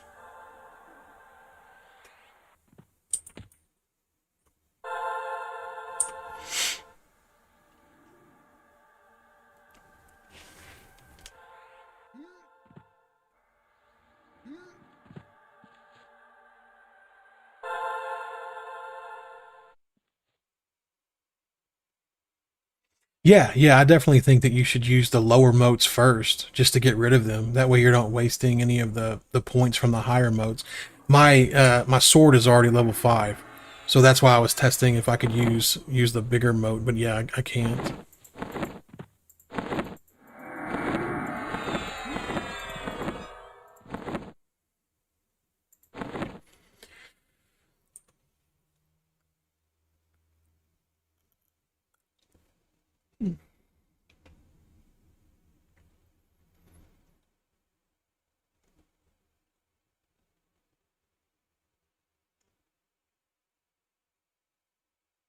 Yeah, Shaman though, with their Puma spell plus the Boon of the Guru would be crazy, crazy.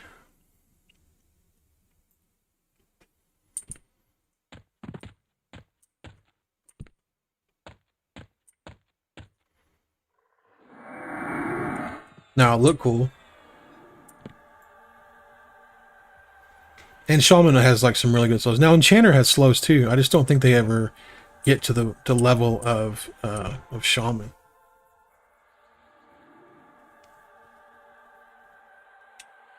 You see, Avatar you can easily get from a weapon too, which is why I never really saw the benefit of Avatar in itself, because you get Avatar from like almost all of those weapons from Sleeper's Tomb.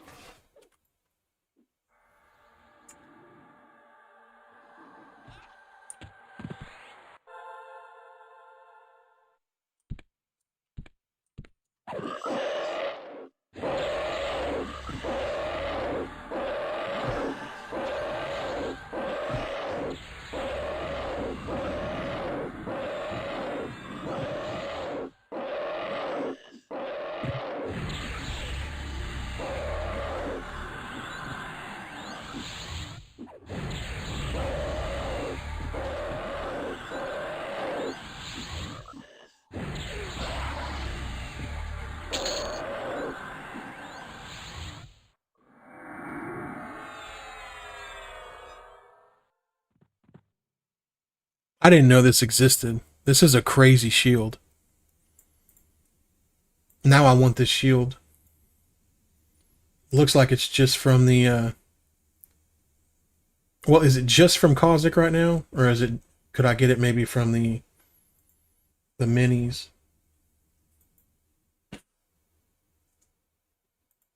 I guess it would depend.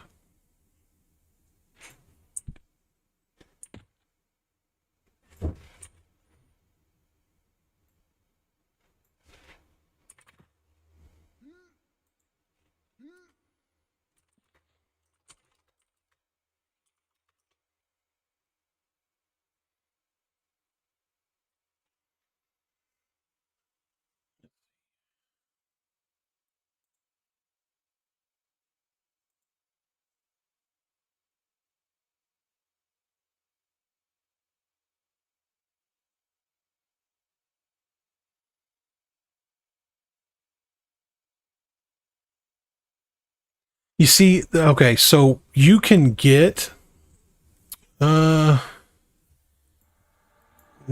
that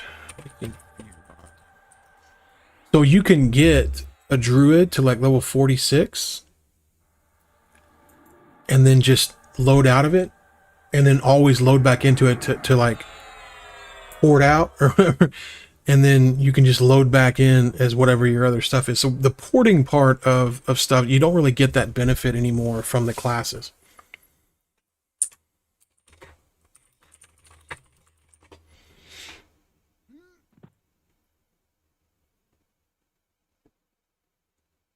Yeah, Shaman's always going to have the better slows. Shaman has a pretty decent pet that's constant. Like you don't have to like worry about it like what is it, resisting your charm and then, you know, beating the shit out of you or whatever.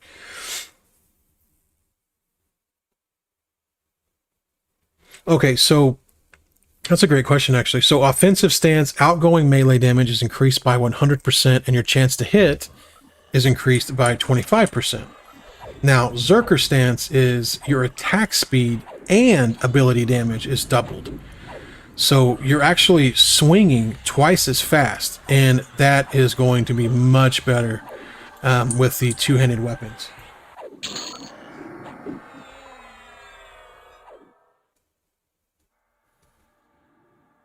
Oh yeah, no, I agree with you. If you don't have some form of healer, I would go with cleric, in my opinion. Cleric over shaman. That's me.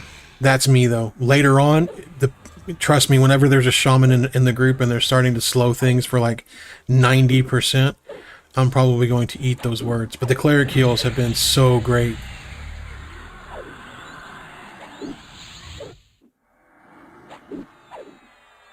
The honest to God truth is that if I could give any advice to anyone based off my experience so far is don't worry so much about what you're going to pick as your initial classes.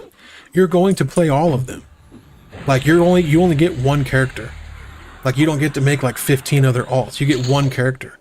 And if for some reason you start off as shaman and by level 15 you're like, hey, this blows, then all you do is you go back and you redo a loadout.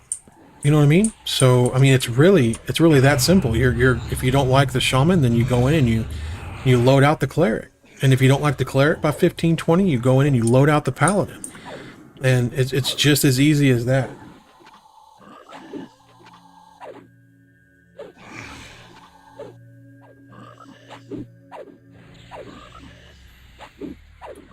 Okay, so you're going to get the double damage on both, right?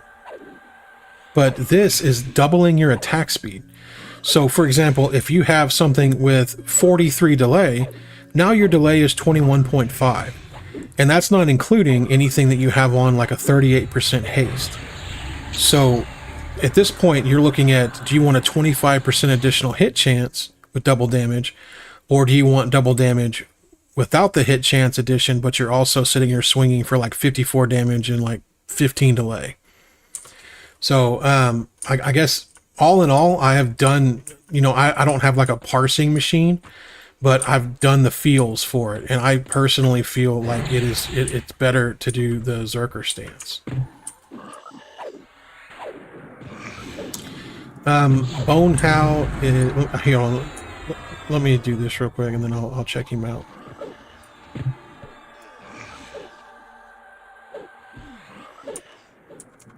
So I maybe should have gone after the Chanter first, but I'm trying to get the cleric down. You see how insignificant my harm touch is? Harm touch 10 on these like difficulty 4 mobs just because they have so much dang HP.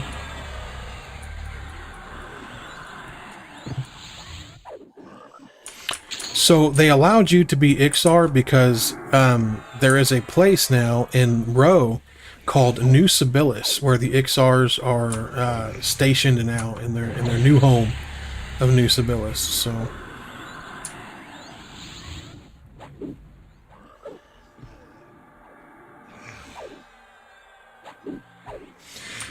So my advice, and again, this is coming from, I'm not a min-maxer, at all. I never have been, and realistically, there are probably a lot of people out there that are way better at the game.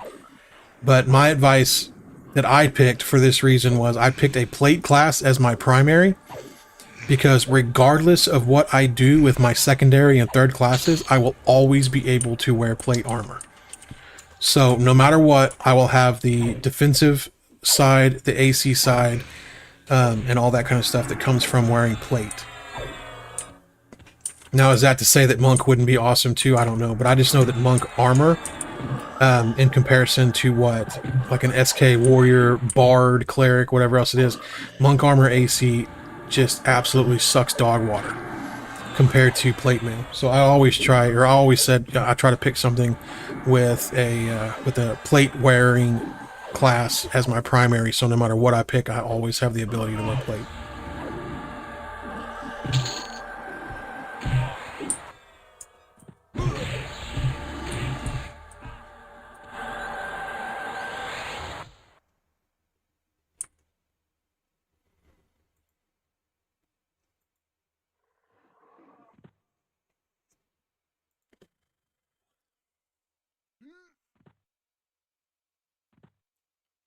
You know what? Harm touch though may have been reduced down because the ability timer on it now is only 20 minutes. It's not like an hour anymore. So maybe that's what they reduced it down. I'm not going for an FBSS. I'm just grouping here with Bonehowl, and Bonehowl is a SK Monk Shaman.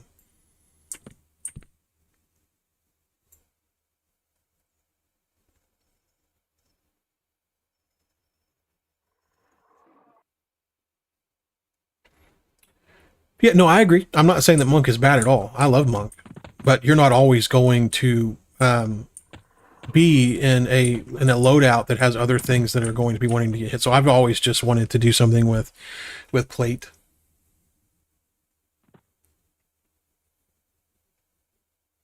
Yeah, it just kind of evens out, you know, whenever you're. I wish I had some Monk armor on me. The Monk armor is just, AC wise, it's just so bad. Like even the planar stuff is like 7 AC, versus, you know, you're going into like the 26 and 30 range and that kind of stuff on some of these bigger ones.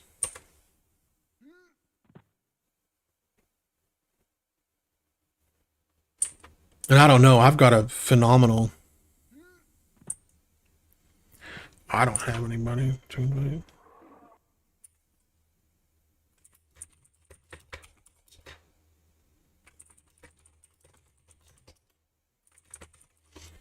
Um, I've got a phenomenal one-handed piercer sitting in the bank that I got off of Vox. So, I mean, that's not saying that it would be very fun to level a rogue with nothing but piercers all the way up to level 50 until you can go, you know, solo Vox or get into Vox groups.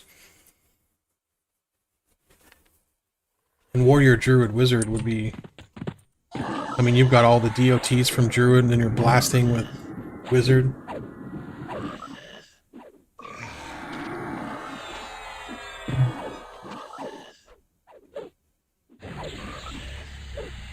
The thing about Wizard, I don't know if Warrior gets evasive stance. I mean, actually, I can just look instead of just guessing. Okay, so Ranger, Monk, Bard, Rogue, and Beast get evasive stance. Evasive stance means that you have a 95% chance to evade all incoming attacks. So what would that be good for? If you think about that, that would be amazing with a Wizard, because you sit in the corner as a warrior with all of your defensives, and or not a warrior, a monk, with all of your defensives, and then pop on evasive stance, and if you're a wizard in there, you just AoE until everything around you is dead. It barely hits you, and then you just AoE it to death with the PB AoEs. And it's just going to get better with Kunart, because going up to level 60, you get like 3 more PB AoEs that are all amazing and much shorter cast times. I did. I soloed the dumb way. I went into a 0 difficulty and just like camped him for like 6 hours while I was watching Netflix. So I should have gone into a +4. I was level 50 when I did it, and I felt really, really silly afterwards. I did. I felt really silly because I sat there forever. Ended up getting like a +5 Raven Scale breastplate that I gave away, and then a couple other things, and realizing I could have just gone into a +4 and probably sat there for 2 hours and been done.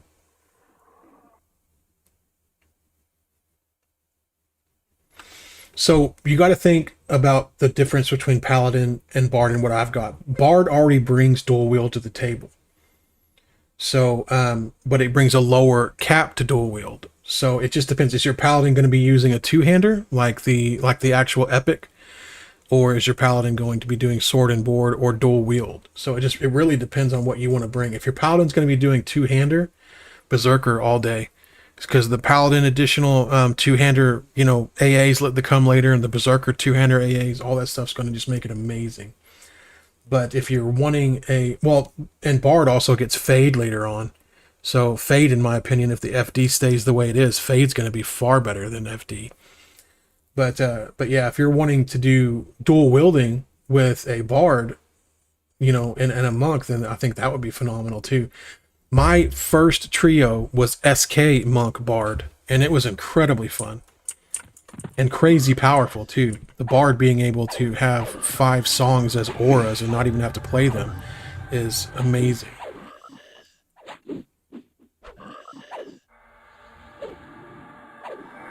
Druid Monk Berserker. That is one I have not even seen. What made that a machine, if I may ask? Just the additional heals and thorns and all that kind of stuff?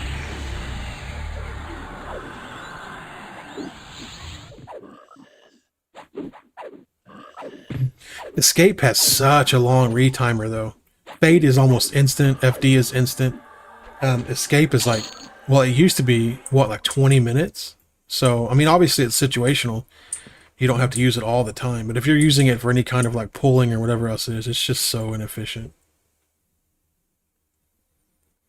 Healing from SK, I kind of feel like it's one of those things to where you're going to have to spam your taps like nonstop. And well, until later. Obviously later on you get some more stuff. You get better self taps, you get all that kind of stuff. And later on, whenever you get the AAs like Mortal Coil and things like that, which you just don't have yet, obviously SK starts to shine like crazy. Just constant melee damage. I gotcha. I would like to see that combo, obviously. I'm loving my monk. I do think I don't know. I don't really know that monk is the best third for an SK Berserker. Like, I think maybe going into something with more two-handed, whatever, just may have been better, but I don't know. I just really enjoy this, like having an SK. I like being Ixar, and so this just kind of worked out for me. And I'm really enjoying this Berserker stance with two-handers, because the two-handers have always been my bane because of the delay. I don't know if I have ADD or what, but just sitting here watching them barely swing it's always like been a little mind-numbing to me. And so with this Berserker stance, I don't have to worry about it as much, and it's really, really nice.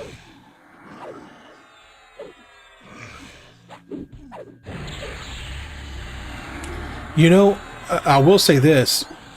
Rogan, whatever, I don't know how to say his name. He's on this team, and the P99 wiki is something that I feel like people still use on the TLPs to this day because it is just so damn good. And I don't know if he made that, or a fan made that, or one of the players made that, or whatever, but if he can use whatever skill set whoever had to make that wiki to make a wiki for Legends, it'll be all over. It'll be amazing, because that is literally the best wiki for EverQuest I've ever used. I just don't use it obviously past here. I'm going to say it again. Velius. I don't know if y'all say Velius, Velius, or whatever y'all say, but I don't use it past Velius obviously because it doesn't have anything past Velius.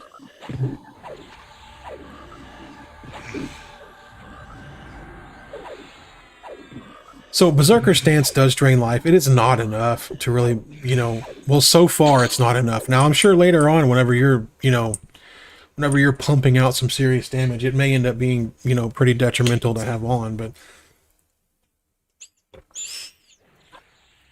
but as of right now, it hasn't been that bad.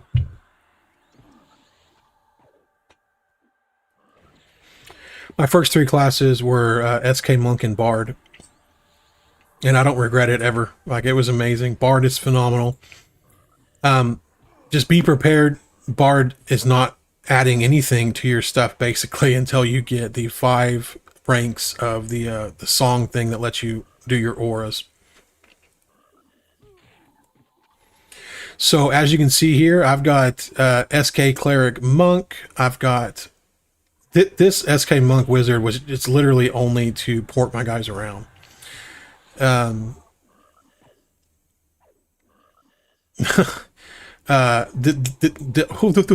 was my original SK Monk Bard. And of course I've got the SK Cleric Berserker. So right now I have been steady focusing on the Berserker part. It always feels like if you're just watching Gen Chat though, you're going to constantly see people like looking for, you know, they'll say things like, anybody else want to join Sky? You know, we've got room for 7 or whatever else it is. And I find myself popping over into my other, you know, level 50s or close to join them with that.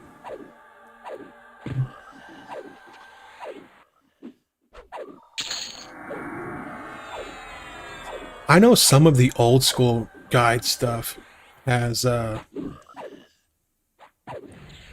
used to have like a monetary platform, like if you wanted to use, I don't remember what was it called, Alakazam I think it was called. To get certain portions of that you had to pay. I don't know if that would be a good platform for this kind of stuff. If you, because Alakazam, I paid for it. It was like $5 for like a year or something, I think, back in the day, or like $1 a month. It was something crazy. But I paid for that for a while, and it had so much information. But now, I mean, it's just it's super old, so I don't know if it even still stays up. For all I know, I'm still paying for it. I have no idea if it. That'd be silly. I guess I need to use that one app that like tells you what you're paying for and then cancels it.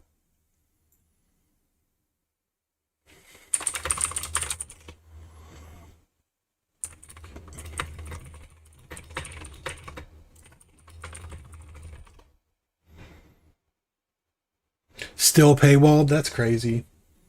That's crazy. My haste right now is set at 138.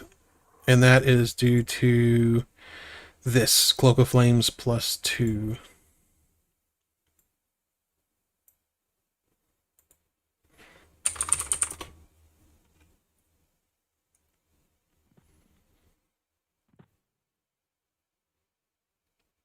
And it could be higher. I could get it to, you know, 142 or something like that. I haven't boosted up my Cloak of Flames yet because I've been avoiding fighting the dragons because I hate it, because I don't have full fear yet, full fear resistance. I'm going to have to do that on my next run through. Right now I'm trying to level up Burst of Power, which is going to give me the flurry once I get to level 45 with triple attack.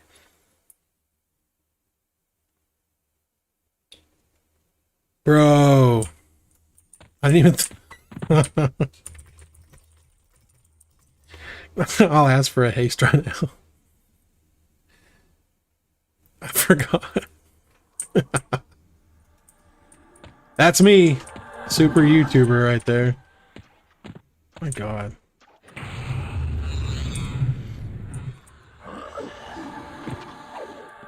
Warrior Beast. What did he just hit me with that stunned me? What does a Warrior Beast have that would stun me?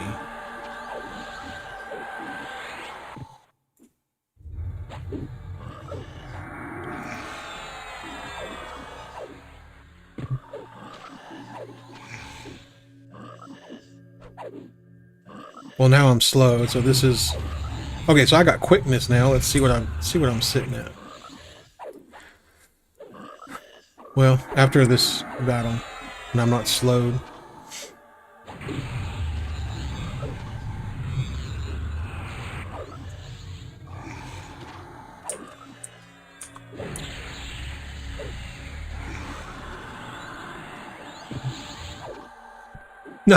No, dude, I don't. The shaman's in the 40s. I wonder if quickness is the best they got in the 40s. That's like a. What level is that spell? I think that's like an ultra slow spell, or ultra old spell.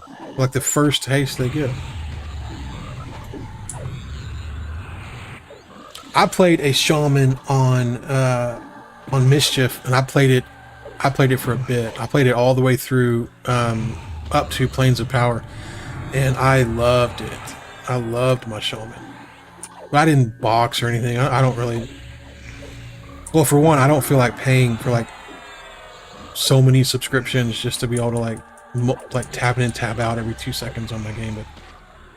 But I really enjoyed my Shaman a lot. Like, I thought it was extremely fun, very powerful.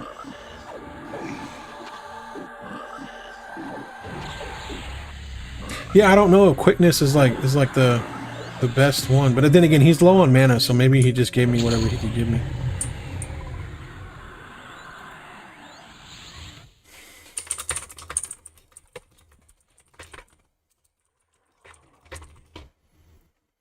Poor guy was talking about how like it never spawns. So this is a +4 ring, 42 mana, 7 strength. So let's see. I'm getting it to +5 now. So 45 mana, 8 strength. I mean, it moves incrementally, you know, but it's a pretty strong movement in my opinion. After you got 10 different levels of it. See, I'm really glad to see this. I was wanting to go farm this, not farm, but do the questing for this to get those stupid Butler Fangs, because I thought that the damage would go through the roof, with the pluses. It's 722 anyways. So even at +3, it's still 722. That's crazy.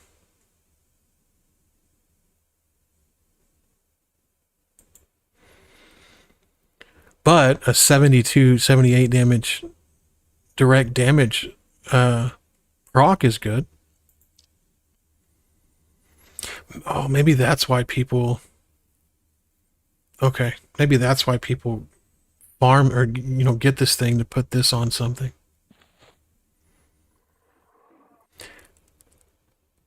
But you can't put it on monk stuff. You see how you can't, like I've got a monk weapon, obviously, my monk. I couldn't put this on this because this doesn't have monk availability and this is only monk. If that makes sense. So I would love to have something like this on a very fast one-hander. But that's a no bueno. Alright, let's see if I can solo this over here, I guess, since he bounced.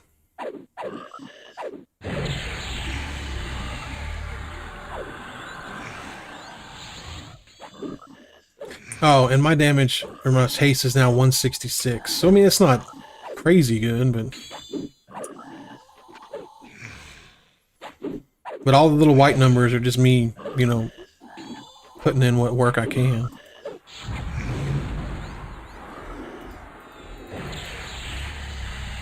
I think the jury's out with me on whether or not it's worth it to cast these DOTs. Like, is it worth... Like, am I missing more damage than I'm getting from the DOTs by casting and not swing? Because look at all the swings I'm doing,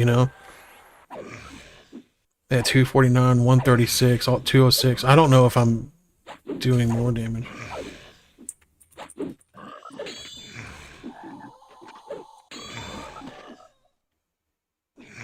So yeah, I don't know. But yeah, you can see my taps right now. They're just pretty low. I mean, they're just not great taps.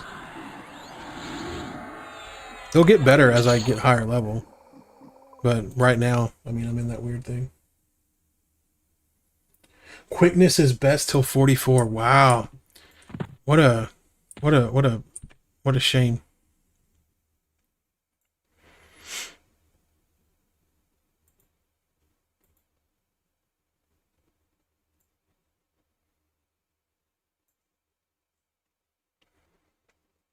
What a shame.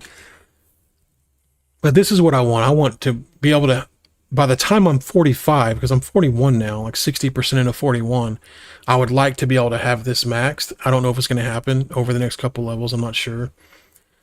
I bet I could get it to happen if I would just go into like a lower level area and just start pounding out, low level blues. I think that is actually the most efficient way to get your AAE XP up. But yeah. I want to be able to get this maxed and then work on, I don't know, I guess work on whatever else I can think of to work on. I don't really need that. 2% just seems so minuscule. I mean, I don't know. Or 3 AAs or whatever, like pass. Finishing blow would be nice. So on live, finishing blow is like, man, you do like 50,000 damage or something crazy. This is the passive ability grants your critical melee attacks a 100% chance to deal 100% damage to level 50 and lower NPC targets with 10% less health. So does that mean I get a 100% chance to deal 100% of the creature's life? Or 100%, like it just gives me full crit damage no matter what? Because if that's the case, I mean, I don't really think that, I don't feel like this is just so awesome that I want to go grab it. Now, if it does like 100% of their life, I guess that makes sense. But, and then this gives me more spell bars. I get 4 more spell gems at some point.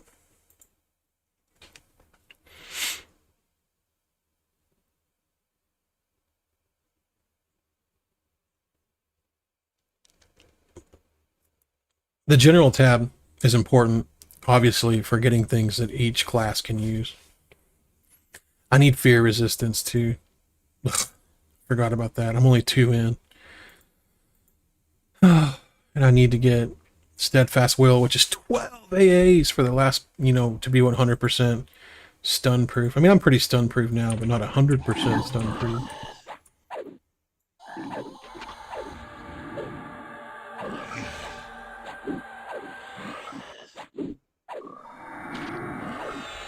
Yeah, no, I agree with that. I don't know what it does, and realistically on the lower levels, 10% HP, you don't even see the mobs with 10% HP. You kill them at 20% life, so I don't know that it would be that great lower levels. I mean, shoot, let's watch this guy. He goes 17%, 14%, so he's at 9% now. So I guess realistically, if I got a crit or something, yeah, he's dead. Now, I don't know if I would have gotten like a critical in there, which I didn't.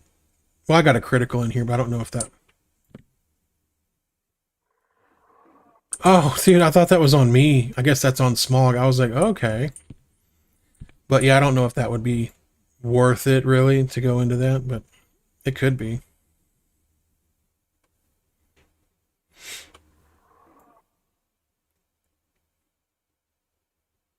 Yeah, I can do offensive stance.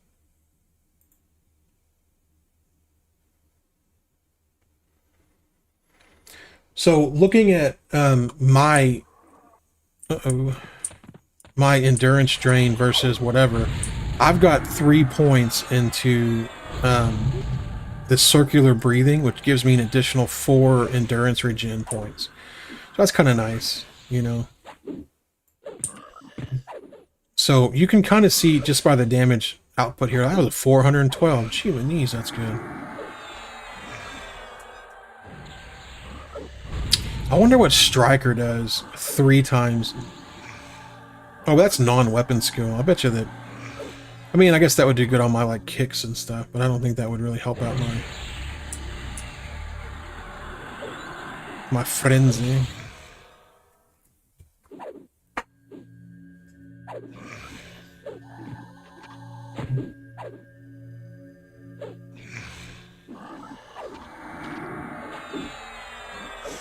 So, offensive stance, to me, seems like it drags out more endurance than doing my Berserker stance.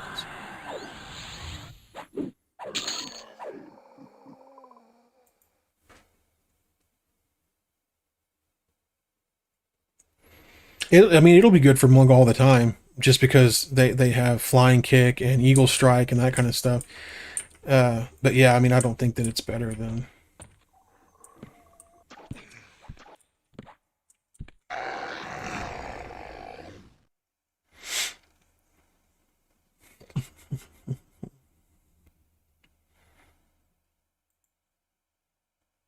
Okay, so this must be a magician. Oh, Necro.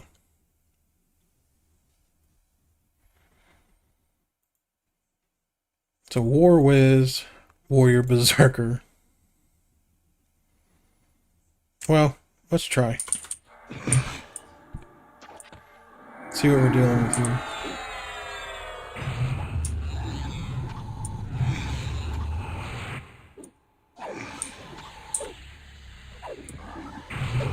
Jesus, dude. Just tons and tons of damage.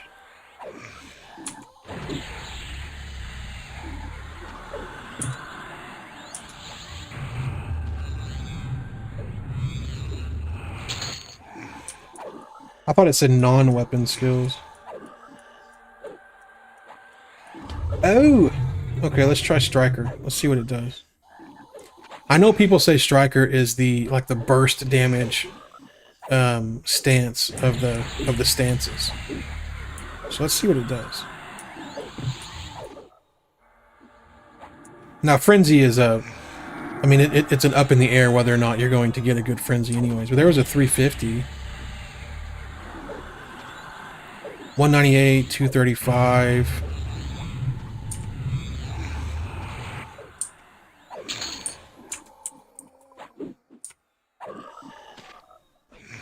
$140, $170, $162, $210.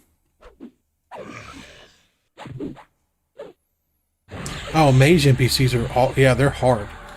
And their pets, I mean, they go hard too. So, I mean, the mages and the wizards, they pretty much go hard in the paint the whole time. I don't like fighting mage stuff. I don't like fighting wizard stuff. I really don't.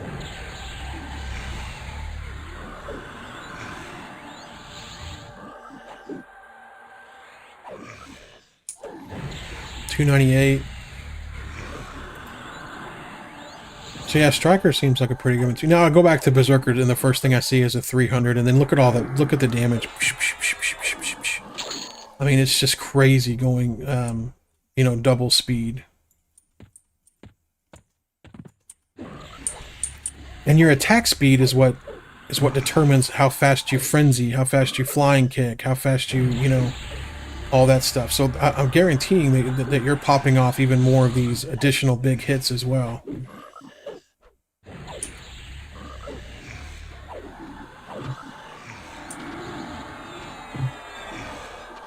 Yeah, no, you're right on the Striker thing. So that was a regular hit for almost 400. And then of course you've got slash, slash, strike, strike. I'm not even seeing a frenzy, to be honest.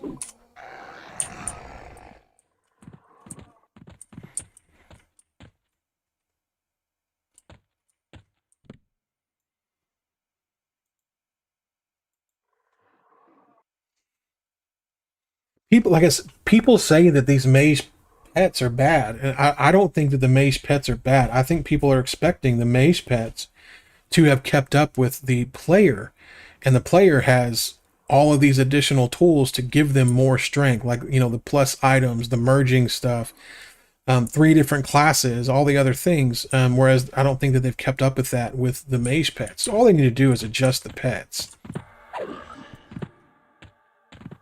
Also, mage pets are, I mean, they have a huge thing for gear. I'm wondering if these people are putting, you know, great gear into these mage pets equipment thing, and then still seeing that they're having issues. I don't know if they are or not. But I mean, I'm sure they are. I'm sure they're not just complaining for the sake of complaining. I'm sure that there are issues with it.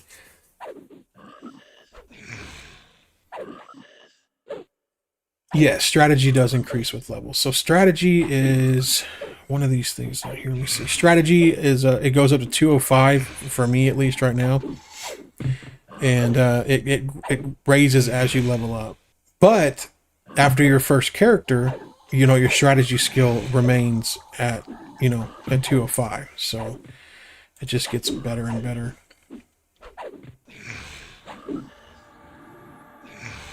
I play mages and that kind of stuff on, like, if I'm starting a new server on like an EMU or whatever it may be. I might even do it on the TLP if I were to play a TLP again, because they're very easy to level and they're very unreliant on gear.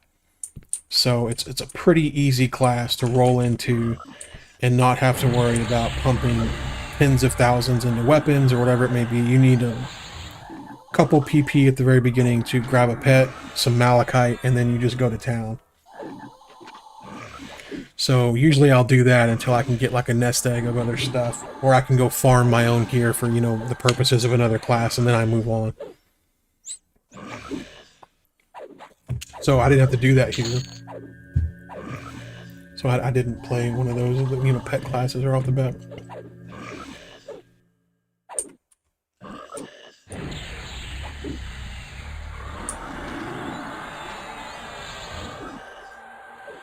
Also, right now you can kind of see, even on +4, which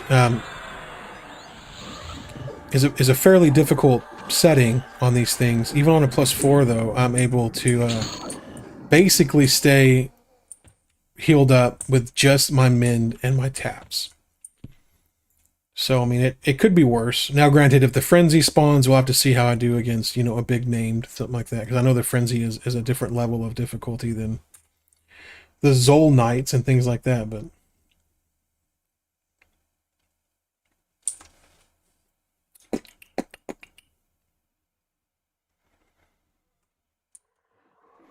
Come on, AA XP.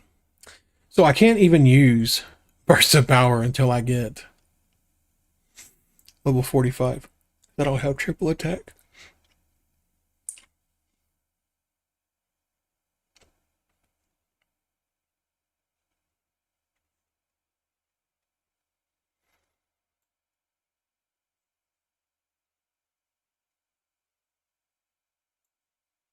Just not like the coolest helm in the game, though. You know, one thing though is I can't really enjoy the other, like the leather style helm for XR. I feel like looks absolutely terrible. But my favorite, I think, is like the skull. You know, like the big skull with the horns on it. I love that one. But XR just looks cool. The only bad thing about XR, which I guess playing it two, oh no, stop it, is that they swing their two-handed weapons like complete nerds. Like, watch, hold on. Like, it's just like, I don't know, I just can't get into it. It's not my favorite. They kind of fixed it with the Luklin graphics, but I mean, not all the way, you know?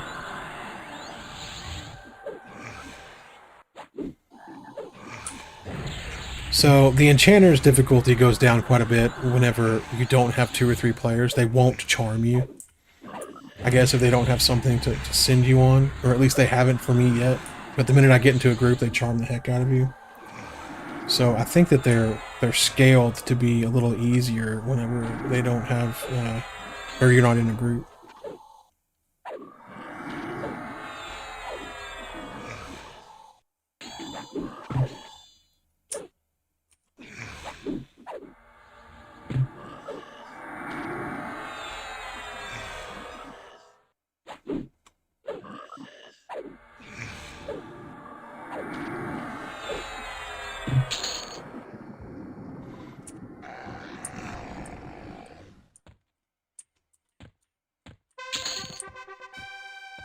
I do remember Enchanter classes casting some pretty dangerous DOTs back in the day too. I didn't get any DOTs on me that time.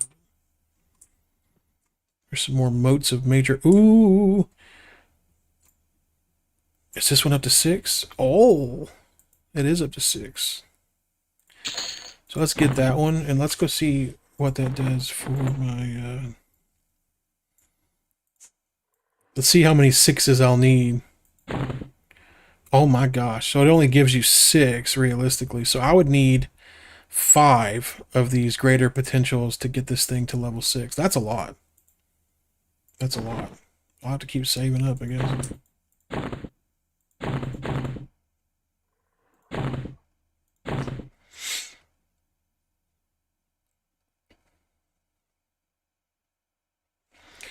Yeah, I think so too.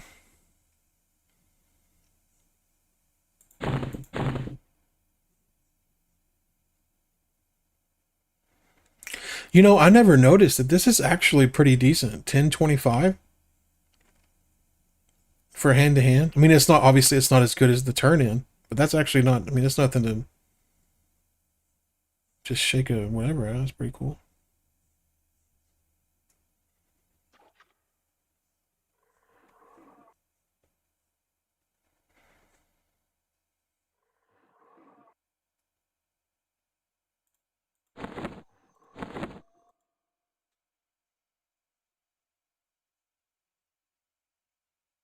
You can store them.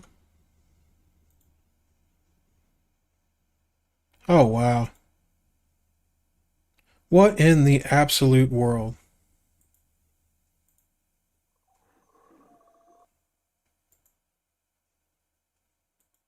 Thank you, Mr. Glint.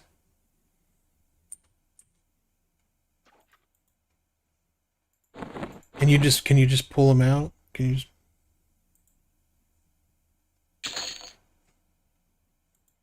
just create? Okay, cool. The more you know. So I've actually got all of these up to this one.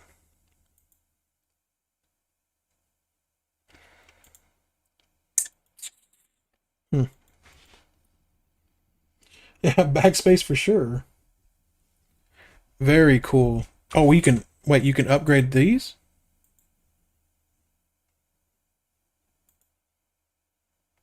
or okay, or just the weapons at that point. I was like, that'd be cool to upgrade your moats. Hello. See, here's a magician. Now, weirdly enough, there we go. I was like, where's the pet? Oh, well, there's another one. How cool.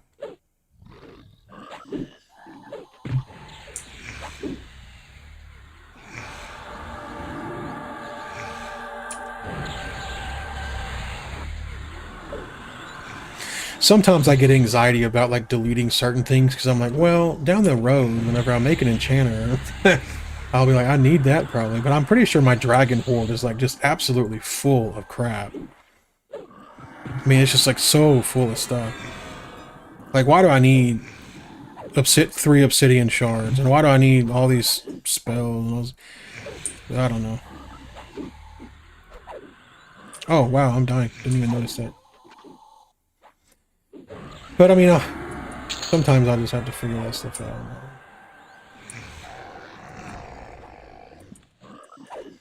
See, this is a warrior monk. I wonder if they mend. I'm gonna watch his HP and see if they mend. Hmm.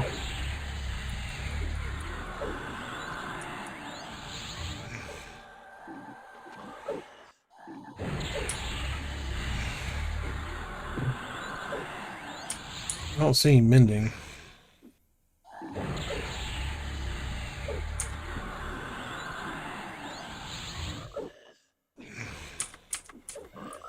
I'll tell you what, when I get a critical off on my taps that I'm casting, that's a nice feeling. Get a big old life slurp.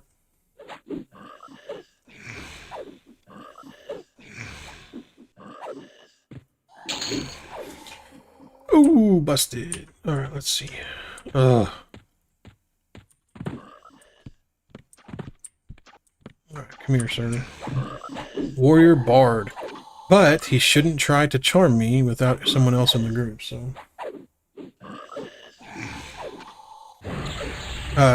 Necro has a far better life tap. SK just gets Necro life taps. Just they get them way later. So yeah, Necro has a much better life tap.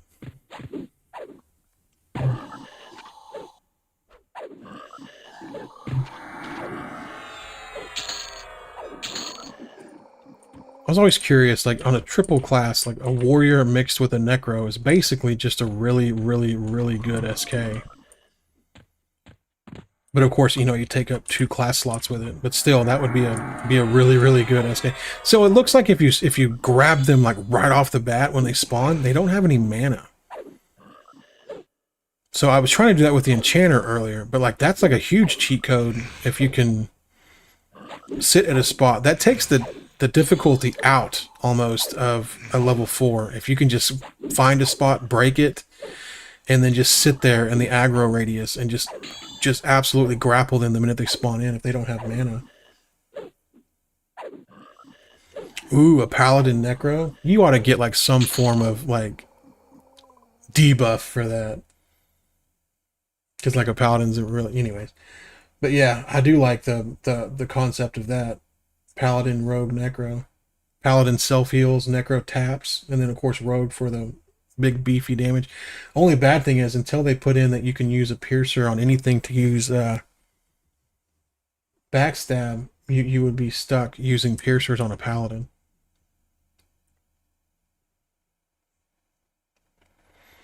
I'm going to try to do everything I can. I mean, obviously, the game to me, I want it to have legs for a while. So I want to be able to if I pick one game that I'm going to like pay for and play and everything like that, I'm going to get every single ounce out of it that I can. So yeah, I mean, if it's a quest that I can do and have fun doing, I'll absolutely do it.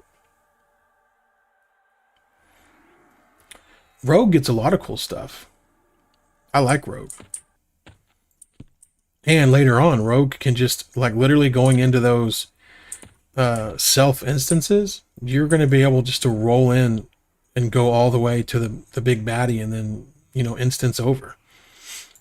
So, yeah, there's a huge benefit to that. Well, and being a rogue is cool. Like, all their armor is black. Like, they look cool. Have I done the Necro Skull quest before? No. But, I mean, I've not ran into a quest on EverQuest that I just really didn't like doing. Yep. Yeah, I played a rogue. I love rogue. Their slow poisons are great. Their initial big damage poisons later are awesome too. And you will get under the general tab the combat fury, agility, and stability there, so you won't have to worry. In the arch tab, you should be able to get fury of magic and destructive fury, even though you're not a wizard. So that'll help you out with your procs as well.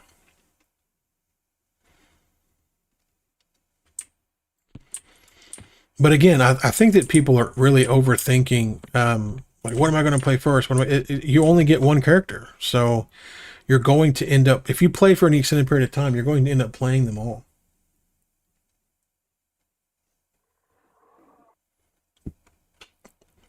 My character on, THJ was SK Rogue Wizard.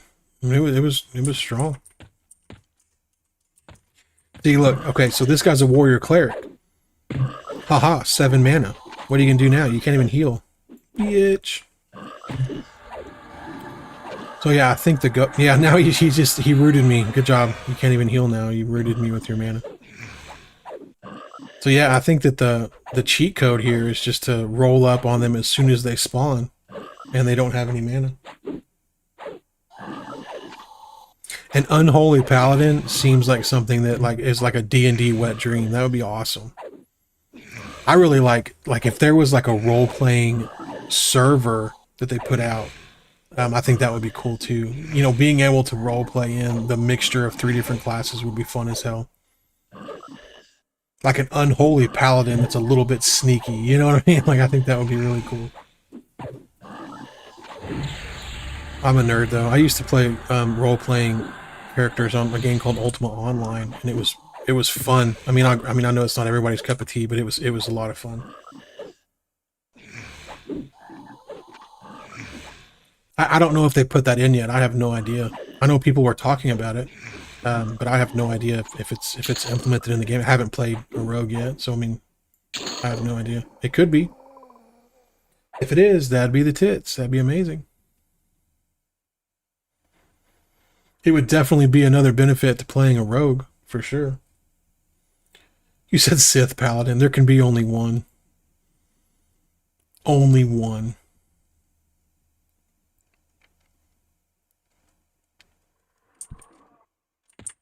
Or is it only 2? Maybe I'm thinking of Highlander. Only 2, right? Because like the Sith Lord and then like his apprentice. I think it's 2.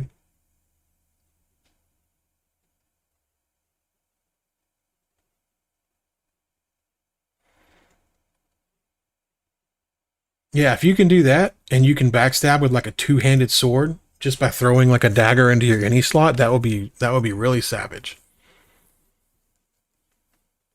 Absolutely savage.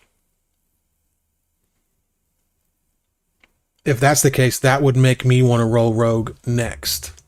in my group here with the SK Berserker monk. I would be getting rid of my Mind though, which would be so sad, but I still think it would be fun.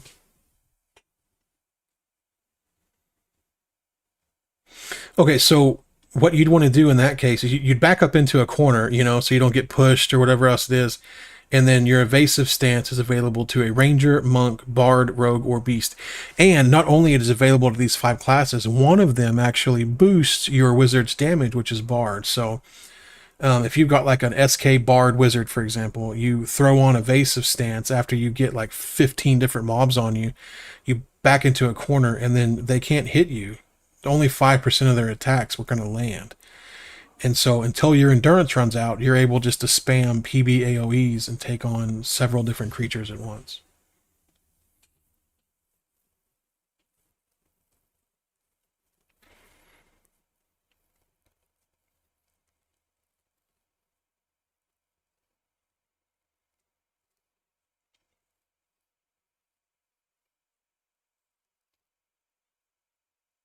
Cosmetics are like the dyes. You're talking about dyes? There is a dye button. So I'm almost positive if there's the dye button, that means that they're going to bring out dyes. Because they had to put all this stuff in specifically for this UI, so they wouldn't have put it there if they weren't going to add in like the cool stuff. Let's see what it would look like with my chest. Black. Oh, it's black too. Remember on live, like you literally, like it would just be like gray.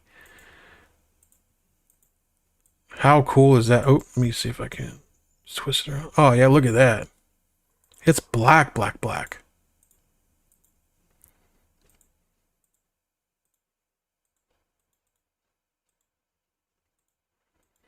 Stop it. Look at that. Ridiculous. That's the Shadow Knight goldfish to you, not just regular goldfish. That's the Shadow Knight goldfish. That'd be really cool.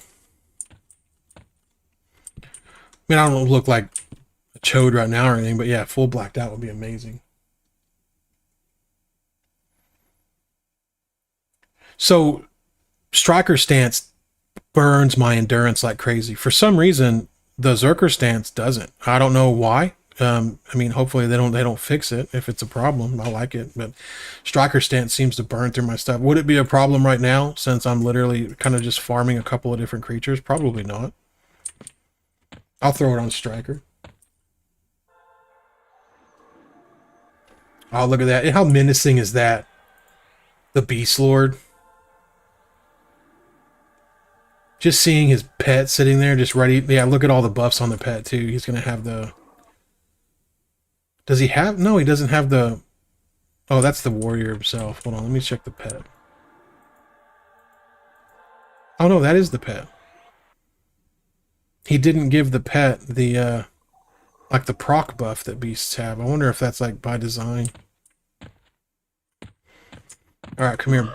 Oh, okay. Well, he's a berserker, so no mana to try to cheat on.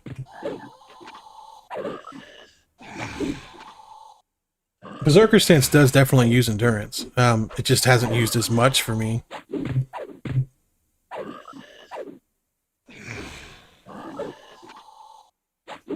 I mean, I like the damage. I mean, the striker damage. It's not bad at all. I just you miss out on the double attack speed, and as you can see, I'm already down to 85% endurance. I'll check on. We'll see what Berserker stance does. So I'm at 50% HP on him right now. So we'll switch over to Berserker. I was down to 80% endurance. So let's bust this guy out.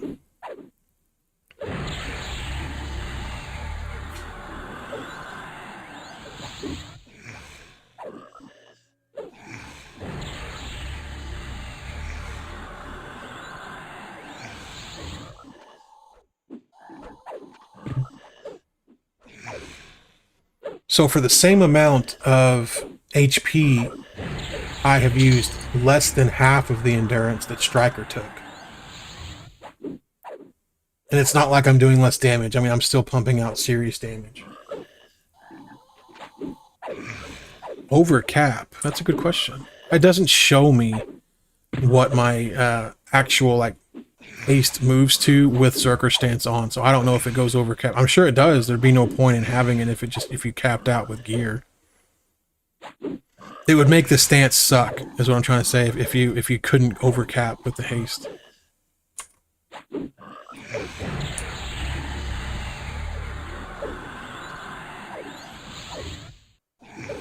So I killed the other creature, and then I've gotten this guy down to 50%, and I still haven't used as much endurance as I did on 50% of the first one in striker mode. So I just now hit the amount of endurance I used in striker mode on the first creature, getting it 50% down. So striker does not use anywhere near, or I'm sorry, Berserker does not use anywhere near as much endurance as striker does.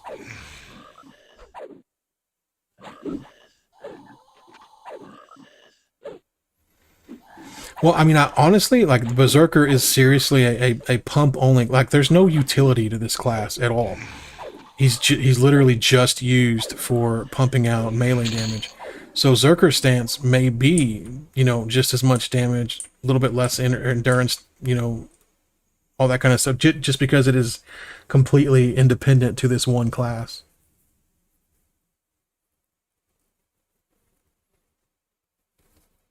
Yeah, it does slurp my HP a little bit.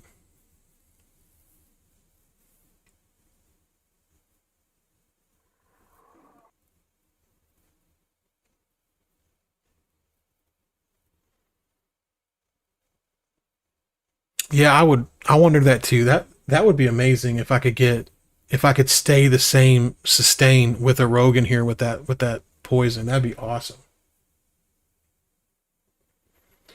Bro, I got one FBSS today. One. And we're sitting at 2.5 hours.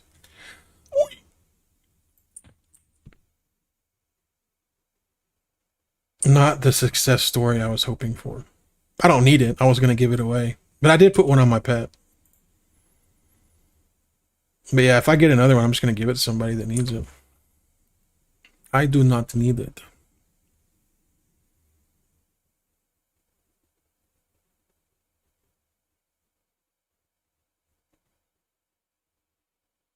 Yeah, it would go down. But I mean, I've got different things I can do, you know, to boost up my stuff. Rogue gets evasive stance, defensive stance I can use for the Shadow Knight. There are a couple different things I can do. I had not. I mean, I was telling them earlier. I've been trying to stay off the Discord because that's part of like the NDA is not to say anything that like they're talking about in the beta, anyways, like the Discord. So I stay out of it, so I don't end up slipping up and saying something I'm not supposed to because like I'm an idiot and I'll do that. So I didn't even hear that they were removing placeholders. Yeah, all these poisons. I need to look into all that stuff. When I was playing on THJ, I know there was a slow poison, but I never used it because the direct damage poison that they had was just so huge. I use that anyways, you know, mixed in with like the wizard stuff. What in the world? Oh, I clicked the wrong button. Okay, there we go. So yeah, I never used it. Now, I'm excited to try that here, especially. Now, do you have to make it yourself or do you buy it? I mean, I'm sure I could look that up, but yeah, I'm excited for that. That's going to be great.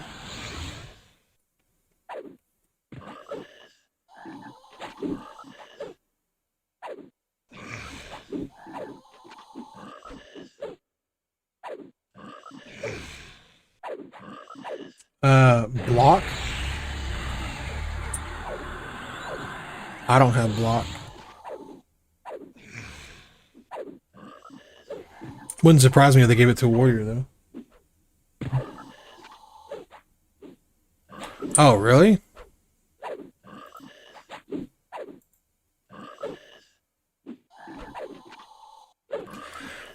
I don't see rogue under poison or under spells at all. Unless it's like a discipline. Oh no, I can't see that either. Yeah, no rogue under that. So yeah, I'm not sure. Oh, ding. I would have to, you know, look further into that. I don't see it.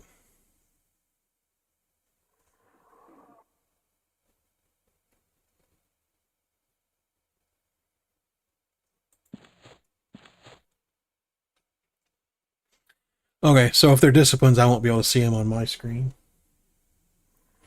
I'd have to make one. Yeah. That is okay.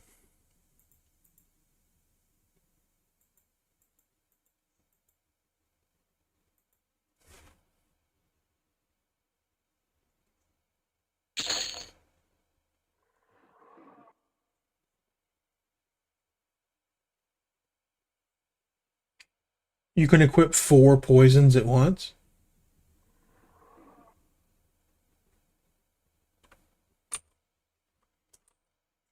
Jesus Christo.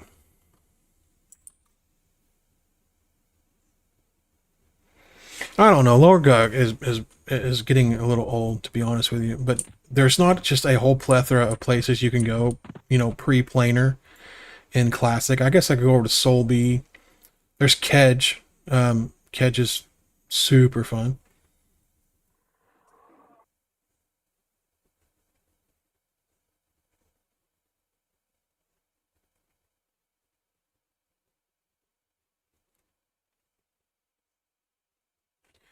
Dude, I honestly feel like, at least on the way they've got this stuff set up, that mana drain is better than interrupting. Like, as long as you can just strip the mana from these things, they're easy at that point.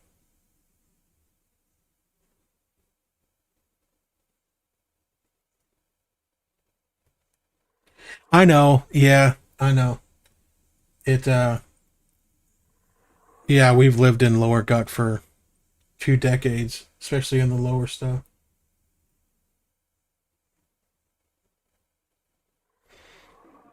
Okay, so ooh, the hole.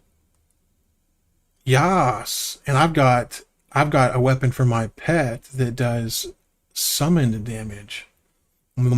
That's a good point. So the only reason that I'm at this one camp and there's not a whole bunch of people here is I'm in difficulty 4. So this isn't typically the most sought out of camp locations just due to the difficulty if someone just wants to grab an FPSS. But the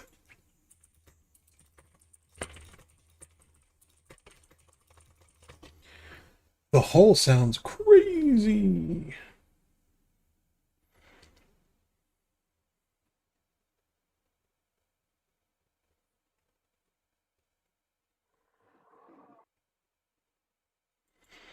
All right, let's go ahead and origin.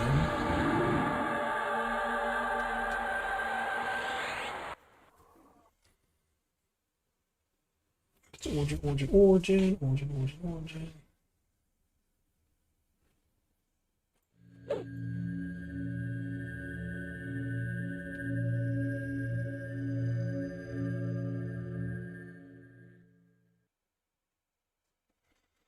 All right, let's go load out.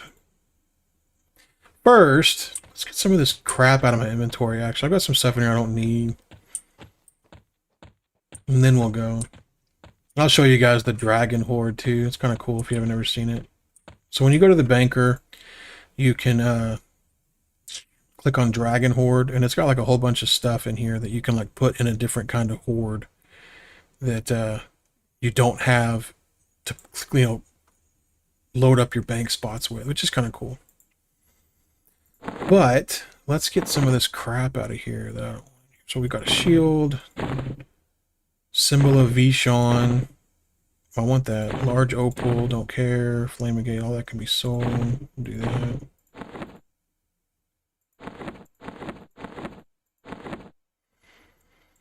And then we'll get some of this crap out of here, too.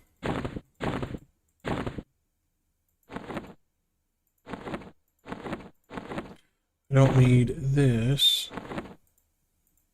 Does it not fit? Does it not fit? Will it fit in that? Ridiculous. Ridiculous.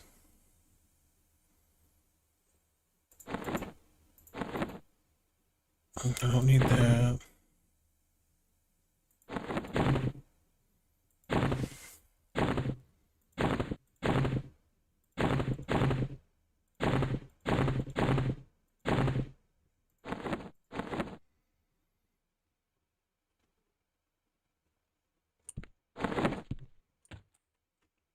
Hey, wait a minute. They did a back. They did some lore on whether on New Sibyllus.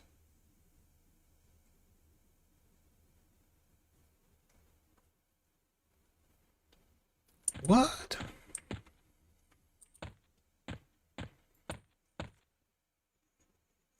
Wait, where is Zerker? I didn't see block.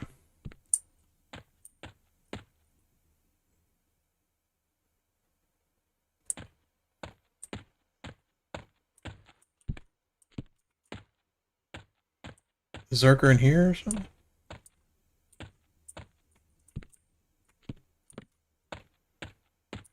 Yeah, I don't see block. On my skills, at least.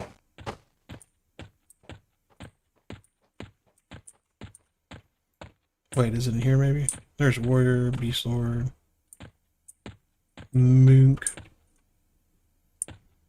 Yeah, I don't know.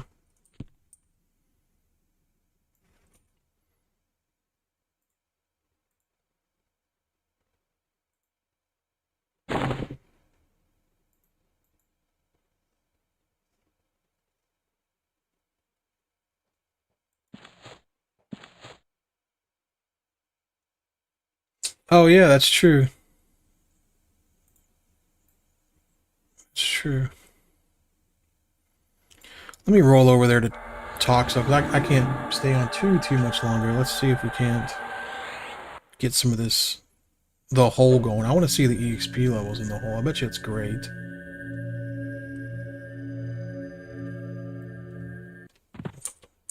I can remember people getting all the way to level 60 in the hole.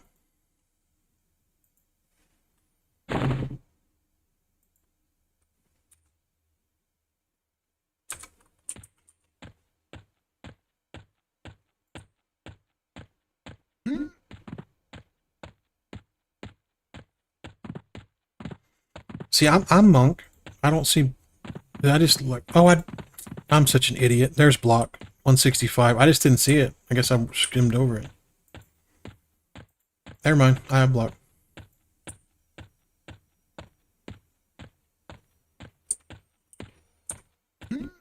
Sorry.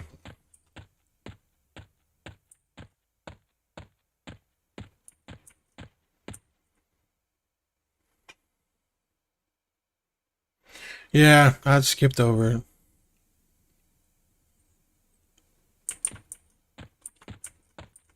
Was 100% wrong. Whee!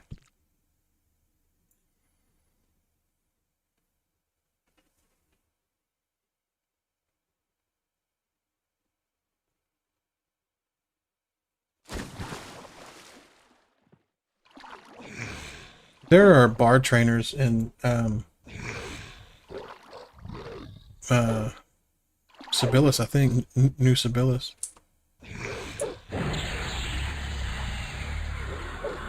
If there's not, I think I bought my spells in Kelthan by using Sneak. Never mind, I think I bought my spells in Kelthan using Sneak, to be honest with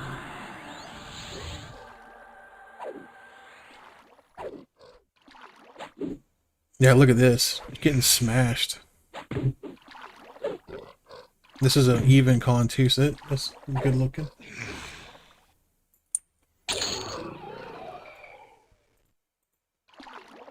Yeah, that's not too bad, 2%.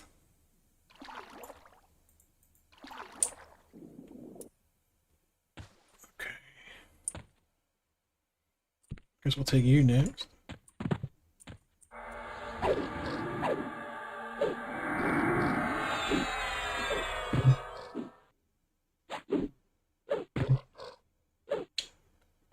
I don't remember if there was bard songs in New Sibyllus. I'd have to remember. I know I used Sneak and Kelthan to get some, but maybe that was because I didn't know about Origin, or I don't know. I didn't. There was something. I don't know. New Sibyllus is in Row, right next to Freeport.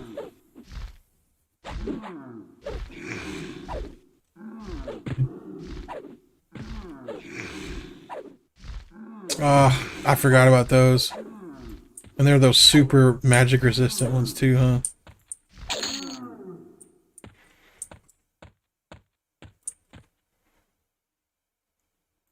I also remember this being like a crazy, you know, like plat place. Like there was all kinds of stuff.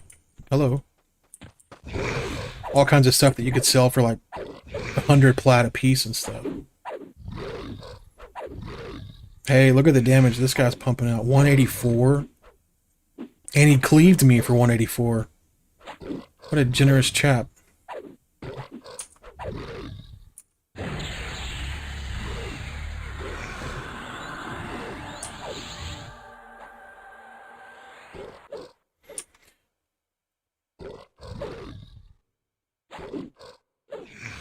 I'll tell you what, I sure hope so.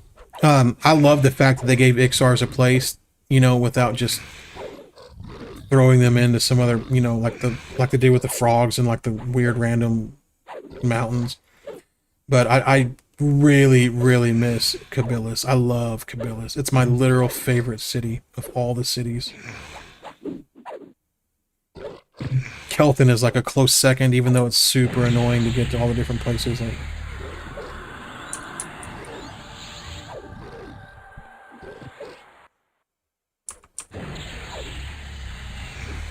you know what would be fun? Like, I don't know if anybody would watch it, but I guess that'd be okay because it would be fun.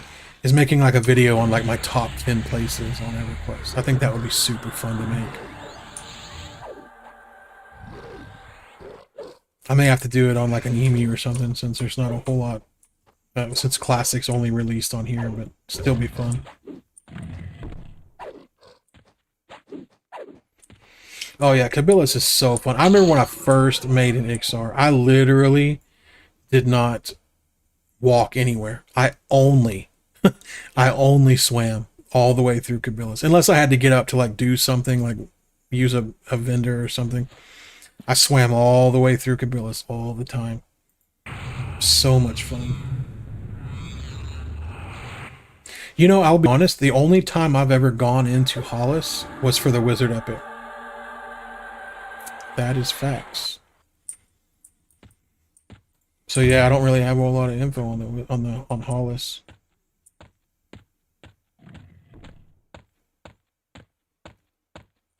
Field of Bone is phenomenal. Kabilis is great. Lake of Alolan has like this weird vibe to it that for some reason like just works with the swamp. Like I feel like it's 10 times more swampy than like the Inneruk is. Not Inneruk, Inithul, sorry. Alright, Wizard. Let's see if my pet puts in some work on you with his... Oh, you know what? I bet my pet can't even proc that because of the level. Yeah, it requires level 30. My pet's level 19. Ugh.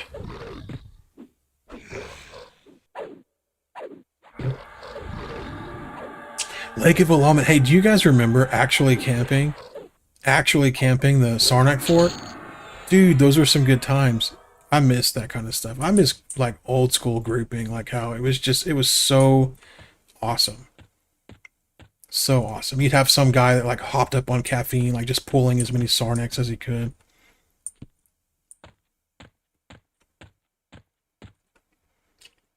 Pride, this sword is the Kildorn, the Blood Drinker, +5. I just got this +5 today on this stream, but I need like 5 more of the greater modes to make it +6. So that would probably be a while, unless I can get into some crazy +4 planes group or something. Come here, rat dude.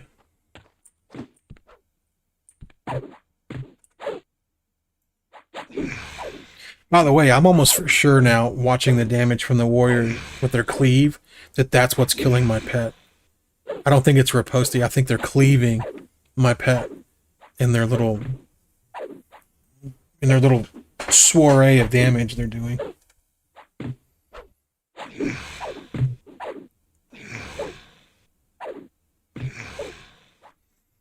You know, I don't ever, you know, smoke or anything like that, but I was in the one group in Carner's Castle one time, and I swear, this dude was like the highest I've ever seen anybody talk in a group, and it was so funny because he was like, do you ever wonder what it feels like to be a mob in this zone? And everyone was just like, dude, you know, it's one of those moments you're like, shut up, Jeff, you know. But he was like, imagine you're just hanging out with your friends, and some guy comes around the corner and like throws a shuriken at you, and you're like, "Hey, man!" And you start chasing him down, and then all of a sudden you just run into a group of his friends and they beat the shit out of you. And I just for some reason I could not get over how funny that was at the time. Like you're just chilling in your own castle. Some guy hits you in the head with a rock, so you chase him down, and all of his friends are waiting around the corner to holy shit. So okay, sorry. They absolutely just beat you to straight death. They just beat you when you come around the corner.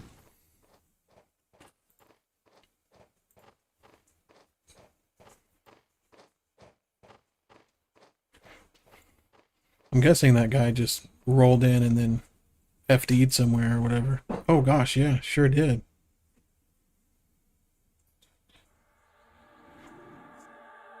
Hmm.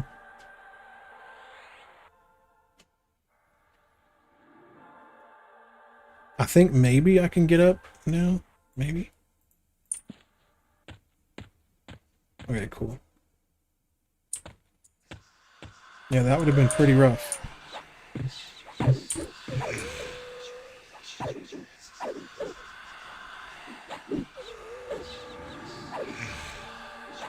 That's one of those moments that because you're like, you have a monk in your crew, you're like, okay, that was survivable.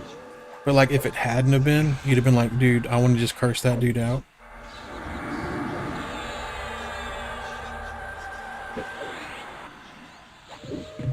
I haven't been using this short. Oh my gosh, I don't have my vampiric embrace on. I forgot I would switch loadouts.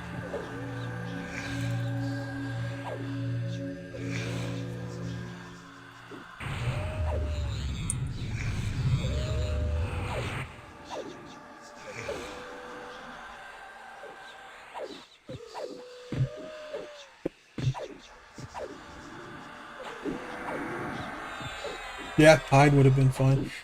Hide is amazing as well. Actually, hide would have been better, because then I could just sneak and still move around. I was absolutely stuck there.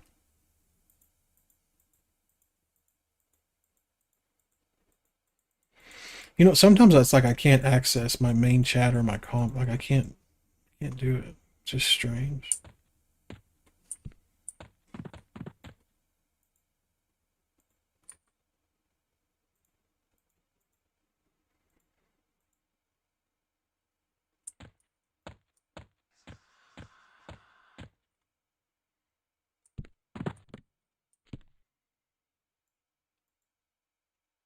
Well,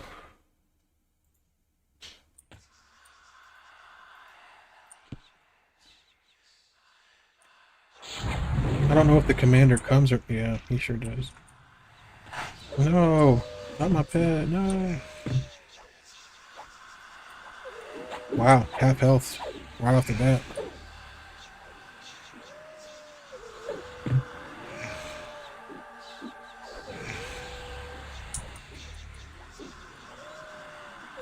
Jeez Louise.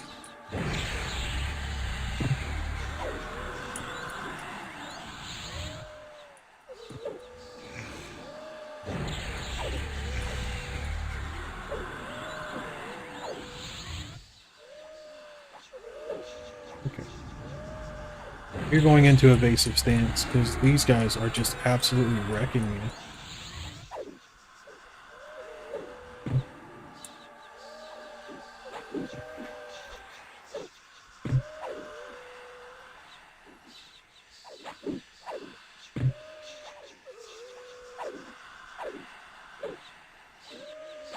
I don't know if I'm going to be able to even have the stamina to get these guys. Maybe I'll get faint or mend back by the time my evasive stance runs out. 20 seconds. Nope, I don't think so.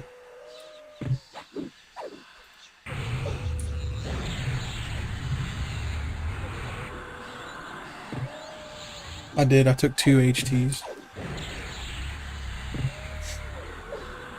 Commander Yarick's a dick.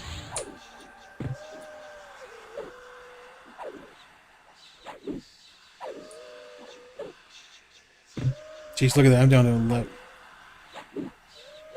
No stand.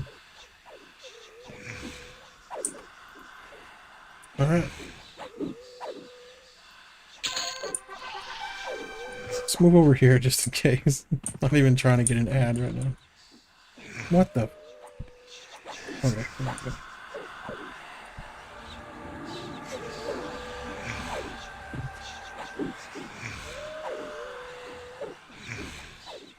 Dang. Yeah, these guys hit hard and fast.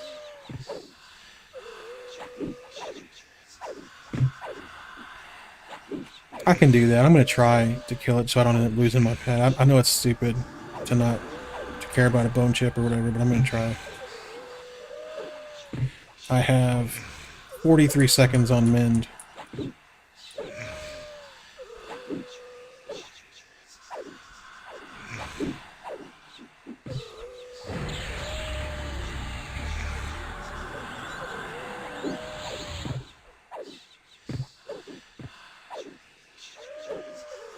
Gonna be a photo finish, that's for sure.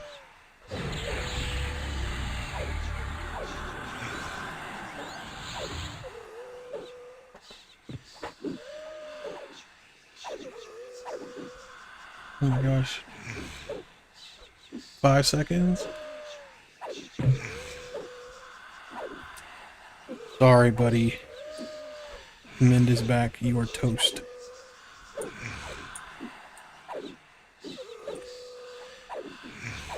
Oh my god, I say that, and he doubles me for 150 and 178. Oh my god. No. Oh my gosh. 6%. That was rude.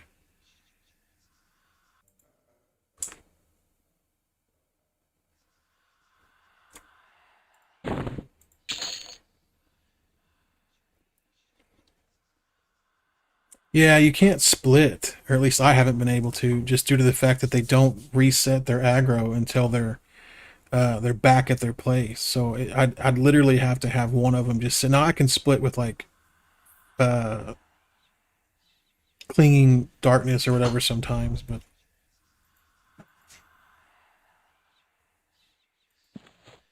well, guys, I think that's it for today. I am going to be doing the hole though tomorrow because this is a good place and it's got okay, first person view.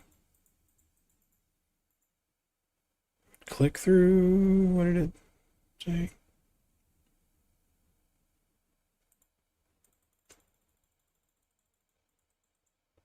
There we go. Yeah, I'm getting like 3% EXP. Yeah, 3%. That's great. So I'm going to come back here tomorrow for some more EXP and some more fun. So, oh yeah. All right, guys. Well, thank you guys for watching. If you haven't subscribed, please do so. I'm going to be doing some more tomorrow in the hole. And we'll see if we can't get to level 46 so I can take this guy into the plains and see what kind of damage I can do. He's got the survivability with the mend and the taps and everything else. Hopefully it just gets better the farther we go. So I will see you guys in the next one.